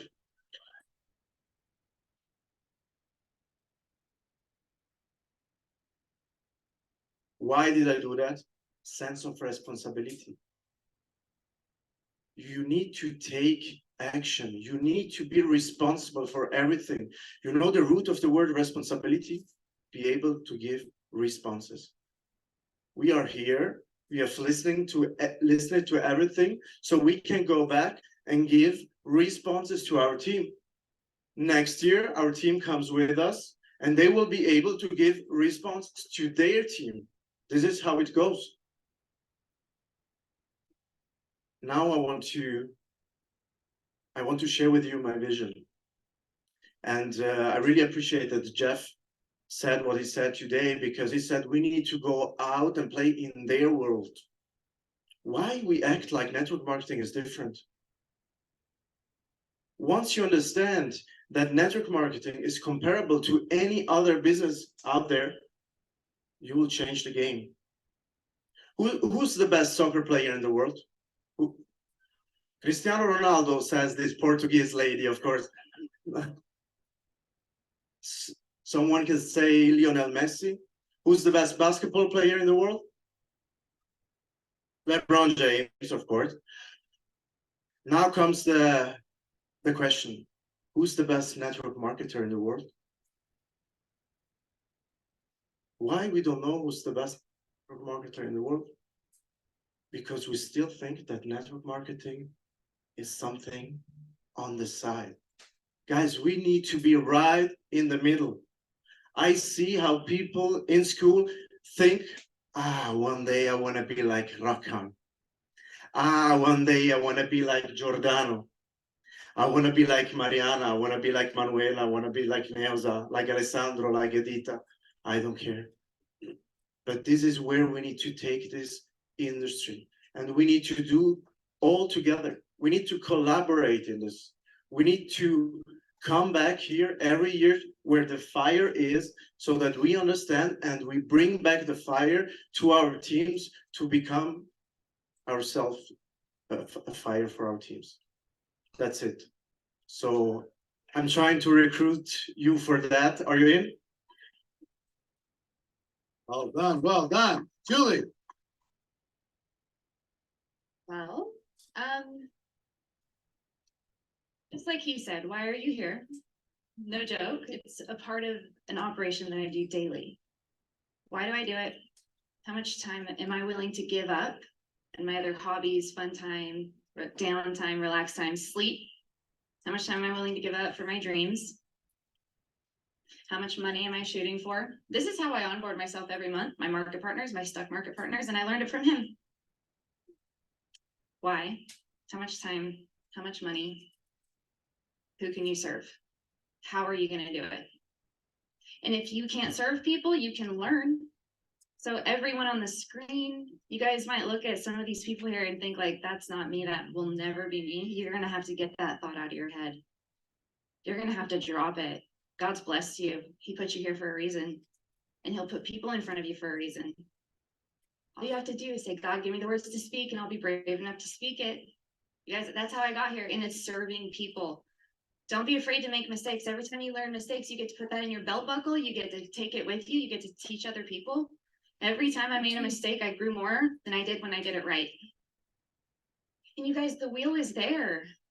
Sometimes we'll see ourselves, I do this too, building a wheel instead of using a wheel. The wheel's already there. It works. Look at what the successful people in your company are doing. How are they doing it? Stalk them. See what they're posting. See what they're talking about. Are they talking about the business? Or are they talking about the products? If you need more business partners, talk more about the business. If you need more product customers, talk about the products. Whatever you put out there, you're going to get back. Go check your social media. How many of you guys do that on a daily to see how much you've actually posted? Some of us feel like we've been working all month, and we go to check ourselves and we're like, holy smokes, I posted 3 times. That's sad. Don't be afraid to post what you do. A realtor is not ashamed to say that she's a realtor. Why are some of us ashamed to say what we do as a profession? And it's a lot of it's because we see people unprofessional. We are the change. We are the people who get to step it up. Every single average Joe comes into this on a level playing field. I've got girls with 5 million followers, and I got girls with 2,000 followers doing better than the 5 million followers. And I have to ask myself, why? And it's because the one with 2,000 is more willing to serve, maybe at that time. So if you are willing to serve the many, if you're willing to serve people by helping them get a better skill, helping them overcome a belief, helping them leave the baggage behind and looking at the future instead of what's in the past, if you can help people overcome, you can find some serious success. And if you've had a bad past in network marketing, day one is today. And then again, tomorrow is my another day one. I can track and measure these things if I keep track of it, right? And then we can adjust, but every single day matters. I don't have 3 days a week I work. I don't have 5 days a week I work. This is every day for me. This is my purpose. This is my calling. I truly believe that God has blessed me. And why would I not share that with someone? Why would I not share that with somebody who I don't know what they're going through? You guys, Ann Fisher thought I was very well off because of what I was projecting on social media, just like you, Nat. She had no idea that I was struggling. So number one, everyone goes on the list. Everyone. It's not up to you to determine if it's for them or not. You just have to do the work. Take the step. Don't be afraid to make mistakes. Be yourself, be honest, and be genuine. Look people straight in the eye, just like you heard. And just like what we all heard today, you guys, this has been going on for years and years. Day one at this event was so refreshing for me because we come in, we learn, and then we get pretty good. But we forget that the new person we recruited have not heard any of this stuff. Humble yourself back down to day one. What would you do with a new person on day one? Keep yourself in the trenches. That's how you motivate people. That's how you inspire people. It is not sitting on the high horse. You get the shovel out, you dig the trench for your team. You get it out and you start digging for the people who might be coming. And do it openly. Do it with purpose. Be proud of who you are. Stand up in front of a crowd if every opportunity you get a chance to. And right now, social media is your platform. You never know who's going to come across your face one day and say, I was praying for you.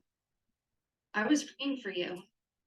And I was praying for this, you guys, when Ann Fisher messaged me. So I am extremely honored that we have this industry that allows someone like me who had dyslexia growing up, ADD. I was a 6th grade dropout.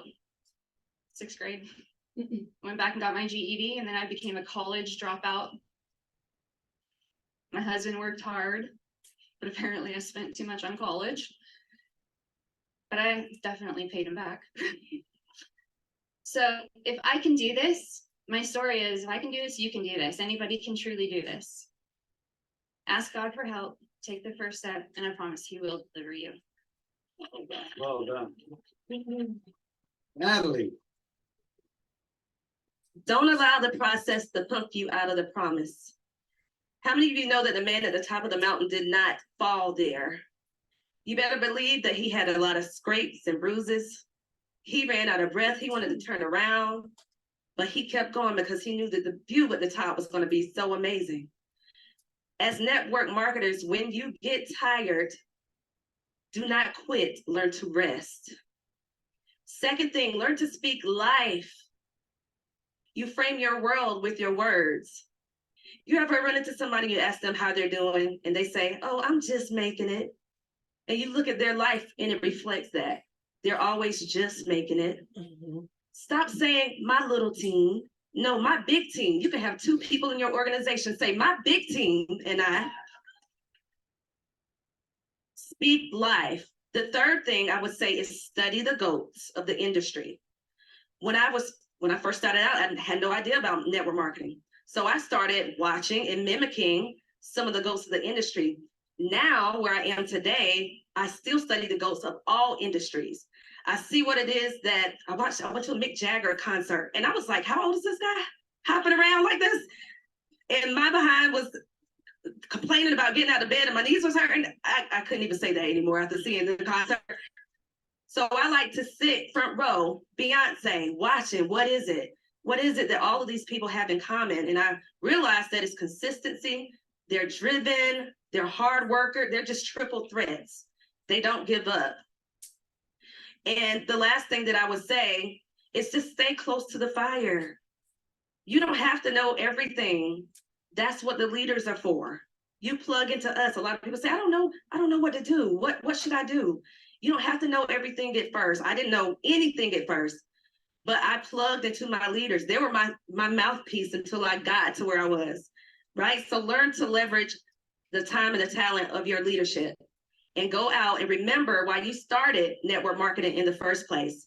Your why is going to change. My why at the beginning was to break the generational curse of poverty within my family and to bring myself home with my kids. That is no longer my why because I checked those boxes. My why now is the 22,000 people that are attached to my leadership. It makes me so happy and proud when I see that because of a decision that I made as an introvert, like I said, I put feet to my faith and stepped out.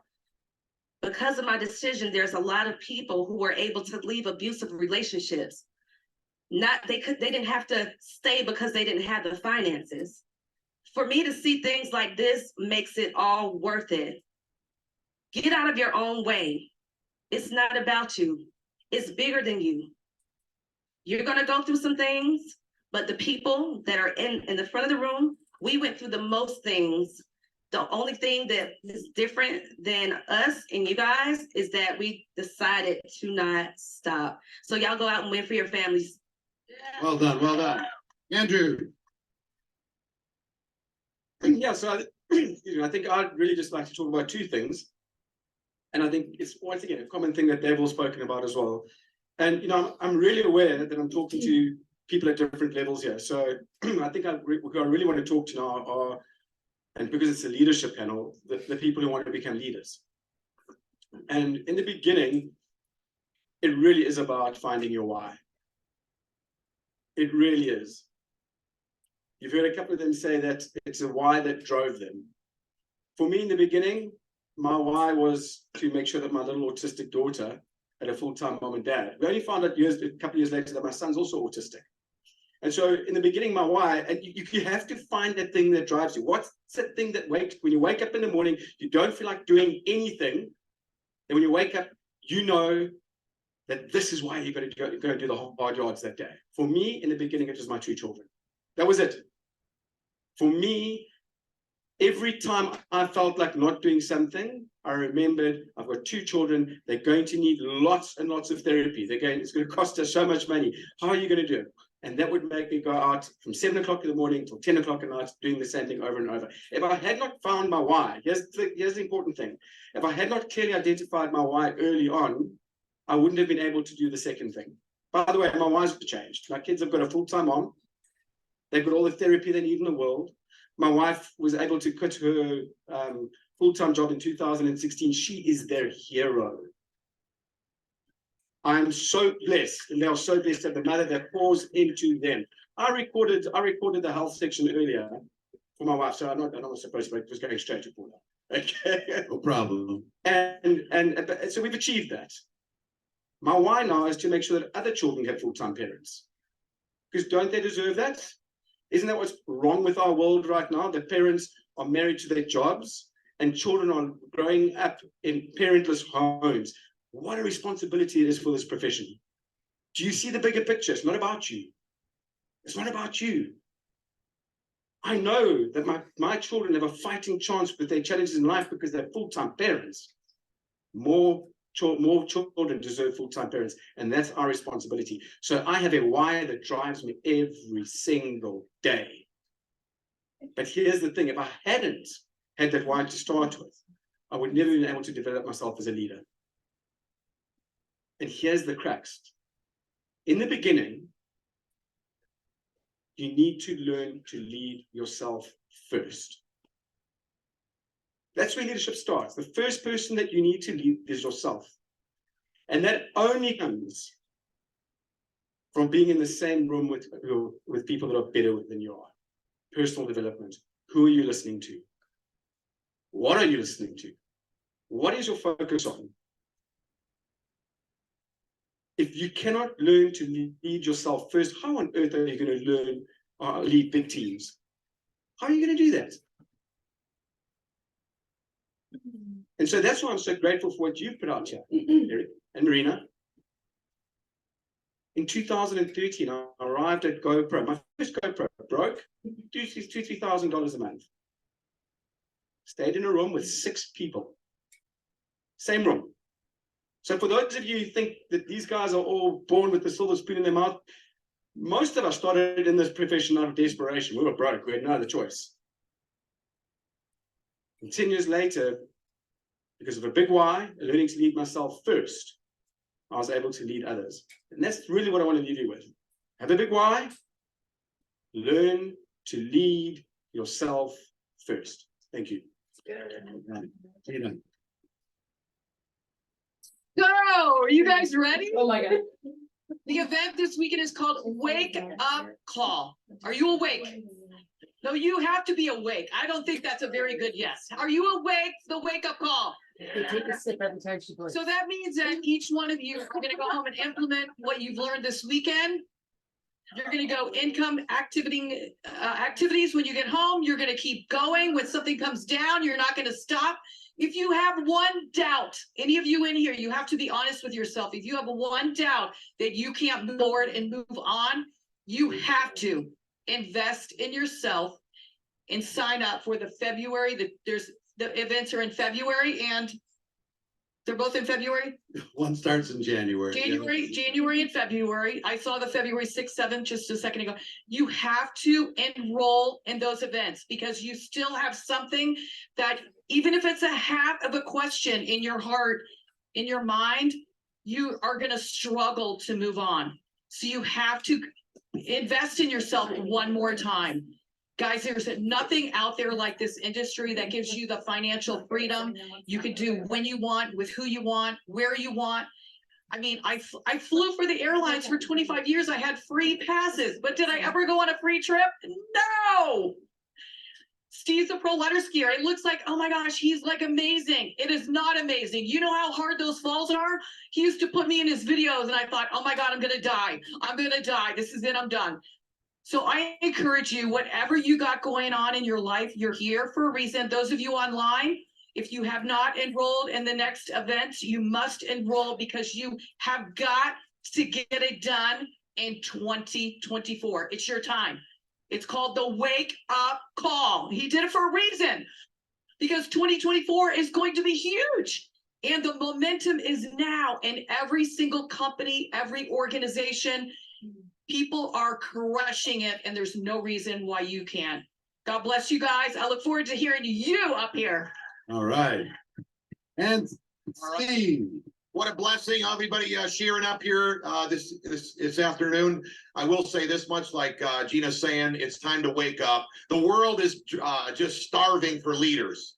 And if we're gonna take and change the perception of what people see our industry, it's about all of us stepping up and being the kind of leaders that you need to be. It might be that you got to first, because every good leader is first a follower. What I see a lot of times is somebody that might even be successful in another industry. They come in here, they want to win. I haven't shown anyone in my whole lifetime, 36 years, this industry that didn't want the end result. But a lot of times they have their own ideas, their own strategies, their own things, and they mess themselves up. What did we talk about yesterday? Duplication. If you are not able to be a follower of the leaders that are winning already, you're not going to be able to be duplicatable because you're the only black sheep that's doing something different than everybody else. Even though you got to look at what people are winning at, the people that are succeeding. I mean, our system checks off all the boxes that Eric was talking about. Your leadership has the exact same thing. So be a good follower. Start implementing exactly what they're doing. Maybe there's something that you think could be better, but if it's already winning, why change it? Step up. Follow into that and stay duplicatable, because the duplication of your team, the duplication of the entire organization is what's going to drive the momentum. If everyone's trying to do something different, how can you bring another leader and build them up? And you identified him, now you're going to have him speak, you're really cheering him on. But if he's saying something different than what you're saying, then they got to push you aside. So you're going to have to really realize this and realize that there's going to be duplication. You as a leader got to, I'm not saying that you have to step in line, but you got to do what's working right now. I mean, the exact same principle that Eric's teaching is what anyone that's winning in this industry is following. So if they're winning, it's guaranteed happening the way he laid it out this weekend. So try to be the person, I'm going to implement all these ideas. I mean, that's what you see a lot of times as a leader. Somebody comes in, they want to try all these different things. I'm always like, say, okay, you go do that. When you win, tell me, and then we might be able to implement. But I don't implement on theory. I implement on the people that are winning and succeeding. So I encourage you to follow whatever your team is doing. Like Eric has been saying, whatever is working, that's what you want to implement, okay? Don't try to start coming up with new things, because I will say, Eric's been saying it all weekend long, that now is the time. 2024 is going to be an explosion. People, since the pandemic, I'm not saying in the network industry, but since the pandemic, have had to put their dreams underneath the rug. Why? Because their boss is not giving them the kind of money increase in pay that a cost of a truck 3 times, 4 times more. The truck that they'd always wanted is costing them because their boss isn't giving it to them. But you have the vehicle that can allow them to do that. That's why you have to step up to be a leader right now, and make sure you follow the principles like Eric's been teaching this weekend. But you cannot get left in the dust of what's about to happen in the next 36 months. So just start doing what he started with on day one, starting conversations. You don't have to be perfect. Be ignorance on fire. Don't try to think you're going to do everything exactly the way he said. Your eyes of what you experienced this weekend, whether you're online or in person, will tell everything. You just start opening your mouth, and you cannot say the wrong thing to the right person. You could totally mess it up. You can bring one of us to a person that is not looking, and no matter what we say, they won't be interested. But you give me somebody that is hungry and looking, like we've been talking all weekend, you can completely mess it up. As long as you opened up your mouth, they will figure it out and they'll make it happen. So I encourage you to break out of here like you never did before. Make this your year, 2024. Start doing what we've been teaching you, what's been taught this weekend going into 2024. You can still got 5 weeks left over this year to go into 2024 with the momentum. And I will say that they always say these slow times, fast times. We don't have a slow time. I haven't had, since we started in 17 months, I haven't seen a slow time. I don't think networking has any more slow time. So it's up to you, though, to decide that for your team. If you're going to decide, I mean, I believe that the holiday time is when more people are open to listening and they're more jolly. They are maybe smile at you, okay? Don't try to think that, oh, no, I'm going to wait till after. That's too late. You need to go into 2024 with momentum, implementing the skills that are happening right here. Go make it happen. You guys got 2024, and you're going to crush it. I can see it in your eyes right now that you got what it takes. So appreciate Eric. Put us up here. All right, everybody, give them all a big round of applause. Let's get a quick picture. Let me get my medal here.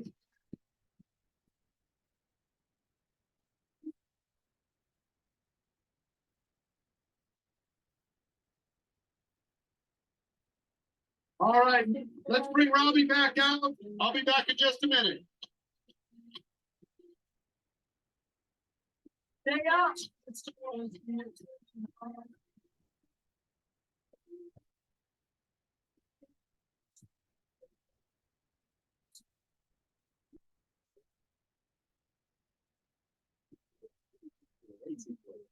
All right, let's wrap up. We have one more session and then we are going to be done. I know it's bittersweet. I feel like I heard a few of you literally just go, oh, yeah, like one more session. Let's all do it. One more session. Oh, just that's it. Well, that is the case. We are coming to the close of GoPro 2023, and it is bittersweet because there's so much value that we've received. Am I right? Yeah. I mean, this is, and I've told you before that I've done a lot of events.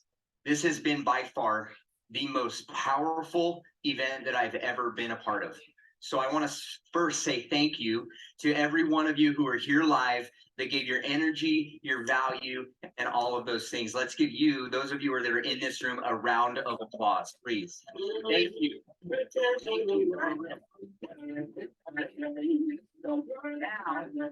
There's a lot of you that are also listening in online and at home.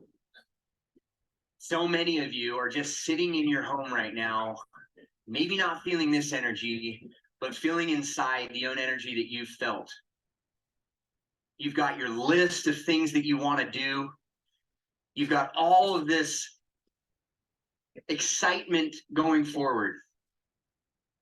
I'm going to give you one last bit of advice.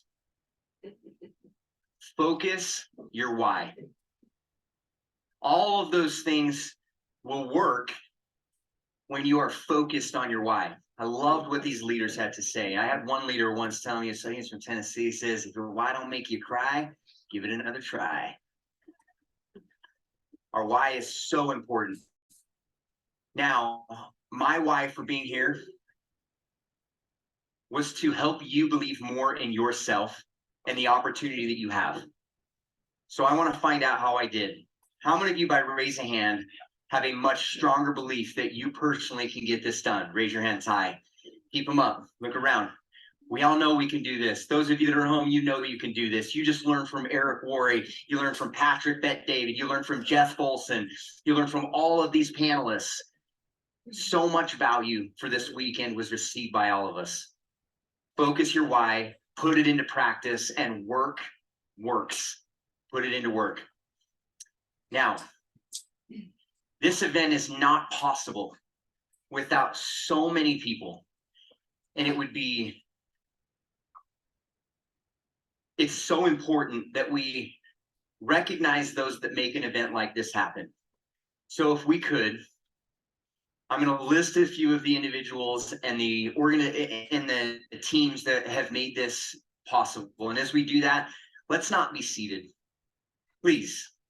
After everything, this is the best production team I've ever had an opportunity to work with.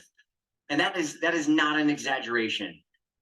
We've got someone working in the boom. I'm sorry, I wish I would have remembered your name. Working this boom camera this whole time. We've got video editors and audio teams in the back. We've got a full support team with Network Marketing Pro that has tried to make every single moment that you have had here mean something to you. We have Danny. Danny was out in the lobby, and it's constant. I'm gonna slay her last name, Esposito, I wanted to say. But Danny, Marina's daughter, all she wants is to provide value for you.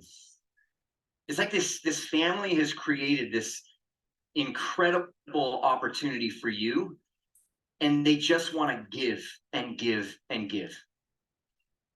So I want to say a special thanks to a few individuals. First, let's give Danny and her team at Network Marketing Pro, Sandy, Brenda. I mean, I could just keep going, but the Network Marketing Pro team, can we give them a rousing round of applause, please?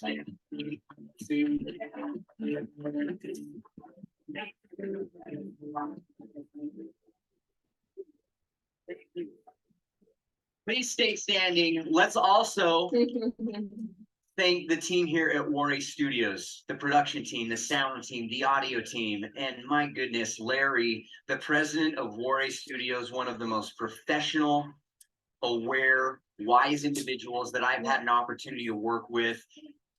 Give the Worre Studios team a rousing round of applause as well. Thank you. Thank you. I see you right there. Christina, Karimi, I see you right now there with your daughter. Wave to us. That is so awesome. What a great example you're setting for your daughter to be here. Now, the next, I obviously want to thank all of these panelists. We had a leadership panel. We had a duplication panel. We had a recruiting panel. These are leaders. These are, those that are putting the work in. Let's give them a round of applause as well for the panelists. Thank you, panelists. I know you're out in the audience. Thank you. All right, couple more reminders, and then I'm going to bring Eric back up here, and Eric will bring Marine up later. The opportunity to be part of the GoPro experience in 2024 is quickly running out. There are some still seats left. If you want to be in this room, make sure you're there. Make sure you get your team there. Get registered if you can attend online, at home, all those things. Get that VIP extra third day. And last but not least, at the end of this event, we are going to be meeting up at Eric and Marina's home. Reminder, we have 200 seats on the bus. So, I mean, I'm not saying like we should be throwing any fisticuffs or anything, but it's the first 200. So if you don't make it in that group 200, please take an Uber so that we're not overwhelming the area with too many cars. All right. Dress warm. We're going to have a whole lot of fun. Now stay up. We got our one last session. I'm going to introduce Eric. Eric's going to come up. He's going to wrap this meeting. And I'm going to first say thank you to Eric, because Eric and Marina gave me an opportunity to stand with you. I am blown away that they did. And so I want to say thank you to them personally for this opportunity to be with you. I want to say thank you to Eric and Marina Worre as they come up. Let's give them a rousing round of applause for this event.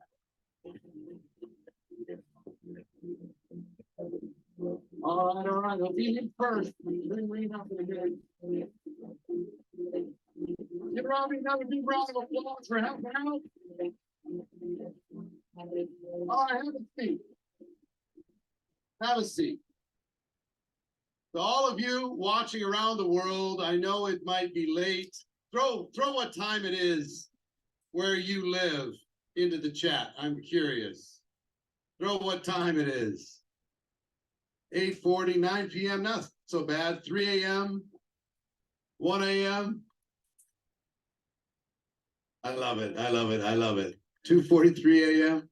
Got all kinds of times.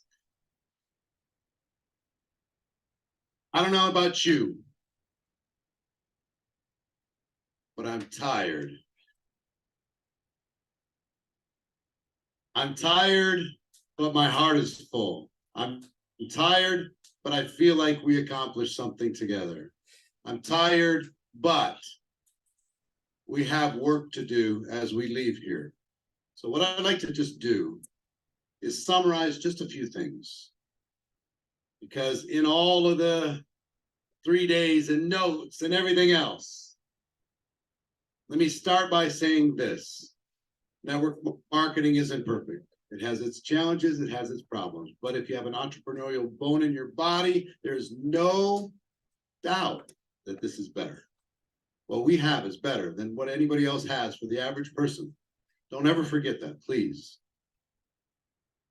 All business is conversation. That's all it is. If you have any problem, it's a quantity problem. You need to talk to more people, and you need to encourage your teams to talk to more people. Keep it clear, keep it simple, but increase the quantity. Good things are going to happen. When you increase the quantity, you get enough feedback so you can increase the quality. It's one thing to be able to sell. It's one thing to be able to recruit. It's another thing to be able to duplicate. You got to put together good systems. Every person on your team is worth at least $10,000 a year to you if you will just go get it. if you will just go refine it, if you'll just go nurture it, if you'll just go seek it out. You do that through contribution. You don't do that by just yanking it out of them. It's how many people can you contribute to the people that they know in their lives. That's what's going to create that income. You don't have to think about scarcity. You just need to think about contribution. There's so much joy. Accumulation is an amazing thing, but contribution is so much better. You'll get all the things that you want if you help enough people. And I'll tell you that contribution fuel does not stop. What I want, if you're stuck when it comes to what you should be doing and what you're doing, your mindset, if you're stuck in recruiting, if you're stuck in duplication, do what's necessary. Take what you learned this weekend and please go get unstuck. Stay close to the fire. Stay close to whatever fire you can find anywhere in the world to remind you constantly of what you have inside of you. If I can help, if you feel like I can help you get unstuck, I would love that. But no matter what that decision is, whether that's a yes or a no, please just make the decision. You're stuck because you haven't made a decision. You're stuck because you're not getting a little bit better every day. You're stuck. You got to get out of your head and into action. The learning is in the doing. Now that you've taken the notes, now that we've been here, you got to go do it in order to be able to figure out how this thing works. All business conversation. Stay close to the fire. Contribute to the people that you work with. You heard it over and over and over. I cared about them. I cared about them. I cared about them. I shared my vision. I told them where we were going, right? If you're not where you need to be as a leader, I wasn't either. I just decided because nobody else was there that I'd start by leading me. And since there was a few people around and nobody else was leading, I thought if a problem showed up, I'd try to lead. But I literally, no kidding, only did it until a leader would show up. I was waiting because I grew up much more comfortable being second in command, being a good soldier, being a good follower, not being a leader. I was uncomfortable in that role. And eventually a leader did show up, and the leader was me. It wasn't somebody else. I became a better version of myself. I owe this profession so much because it wouldn't let me play small. And this, if you stay around long enough, you're either going to get so pissed off or you're going to get better. And maybe you need to get pissed off to get better. Leaders are born at events. Whether you're watching virtually around the world or you're sitting here in this room, leaders are born at events. Big decisions are made at events. I would ask you to make a big decision. Step into leadership before you're ready. Step into leadership before you're prepared. Step into leadership before you feel like you've earned it. Okay? That's what's going to cause you to earn it. There's no school for this. You just got to go do it. If I can help you go faster, beyond leadership or anything else, it'd be my honor. I'd love it. There's nothing I love more than being a little tiny piece of somebody else's story. It's the way you get to live forever. You know how you get to live forever? Pour yourself into another human being. That's what we do in our profession. What could be better than that? And for those of you with big teams, I'm telling you, find ways to create leverage. Leverage is the magic word. How can you create leverage through your systems? How can you create leverage through your tools? How can you create leverage through your events? How can you create leverage through events like this? By getting more, how many wish you would have had more people attending this event for the last 3 days? That's how you get leverage. Figure out a way to get 100 times more in the next 12 months. You know what I have in my mind? And I know I'm crazy to think this. And it's not about ego for me at all. It's about contribution. But let me tell you what I have rolling around in my head. And my own limiting beliefs are struggling with it. But here's what I can see. 1 million people connected around the world a year from today, with people in their homes, learning about our profession as a group, sharpening their skills, and going out there and making things change for all of those families. And here's why I tell you, I see this and it seems weird and wild, and you know, we had 50,000, but that's 20x. I can't get there by myself. If you'll help me, I'll do everything I can to make the event a year from today the best possible event. If you can help me, we'll keep the low prices as long as we can keep them. To be able to inspire as many people as we possibly can. Those of you making big money, you need to be a next level mastermind. If you're not, you're absolutely crazy. It's the most powerful group of people in the entire network marketing world. If you're not in there, it just doesn't make any sense. If you want to be a better leader beyond leadership in 4 days, I can help you. If you're stuck, you want to go with me for 21 weeks, I'd be happy to help you. If you want to take the notes from you got here and do it on your own, listen, that's the goal. Hope we gave you all you can eat. When it comes to information to go out and grow your business. But I just want to tell you one thing. You're meant for more. Last thing I want to say, and I'll ask Marina to come out if she's ready. I don't know if, are you ready, babe?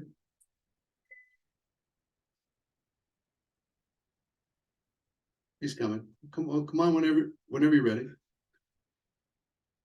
I'm ready. Well, come on, baby.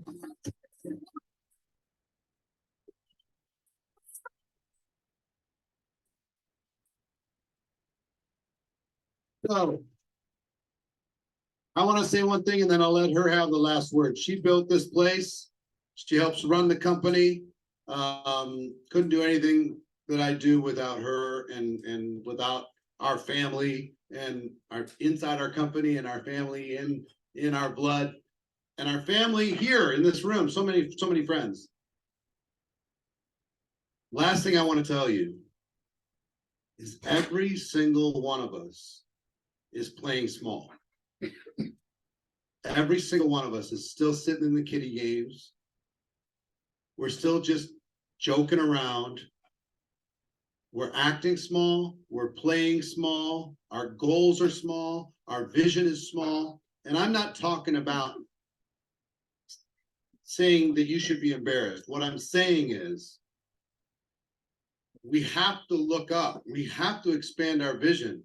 We have to find something that moves us bigger and causes us to do more. We've got this cute little business that we can do in the cute little corners of our life. And we make this cute little money. And it's a cute little amount that people can invest to get involved. And they can do their cute little things. Or we can dominate. 200 billion is nothing. It's big business, yes. It's nothing. We had $40 billion of that 200 billion represented in this room 5 days ago. Why? To get better. But to get better, it's got to start here. We have to see something bigger. 100,000 a year. Congrats. But that's like a starter kit. It's the starter pack. It's just the little kiddie entrepreneur thing. Come on. Everybody in this room could be $1 million earner. Everybody watching this around the world can be $1 million earner. All you got to do is unlock this basic stuff, think bigger, not accept playing small anymore. I know you got a good lifestyle getting your check. Congrats. Wonderful.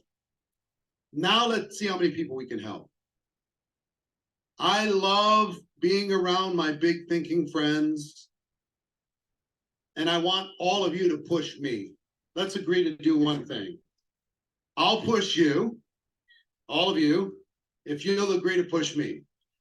I won't let you play small if you'll agree not to let me play small. If you ever see me playing small, you're free to remind me. Hey, Eric, this is the kiddie games. Let me see the big boy. Let me see you flex for real. Let's go after this. And I'm deadly serious when I say this. My heart is for you to step into your potential. Instead of living, feeling bad about yourself, playing at 2% of your potential. If you're sick and tired of that and you're ready to let it go, the world is waiting for you. I promise. So babe, give them some thoughts. How do I follow Let's that? head over to the house. First of all, I want to say congratulations for everybody for being here and spending the last 3 days with us. As we started this event, we talked about this as being a wake-up call. It's a wake-up call for the world. It's a wake-up call for our profession.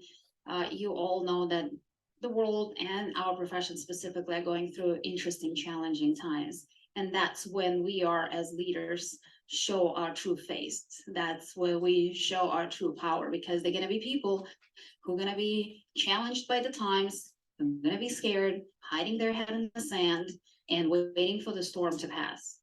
And the story for them for the next 12, 13, 18 months going to be, it's the worst of the time in my career, in my business, in my life.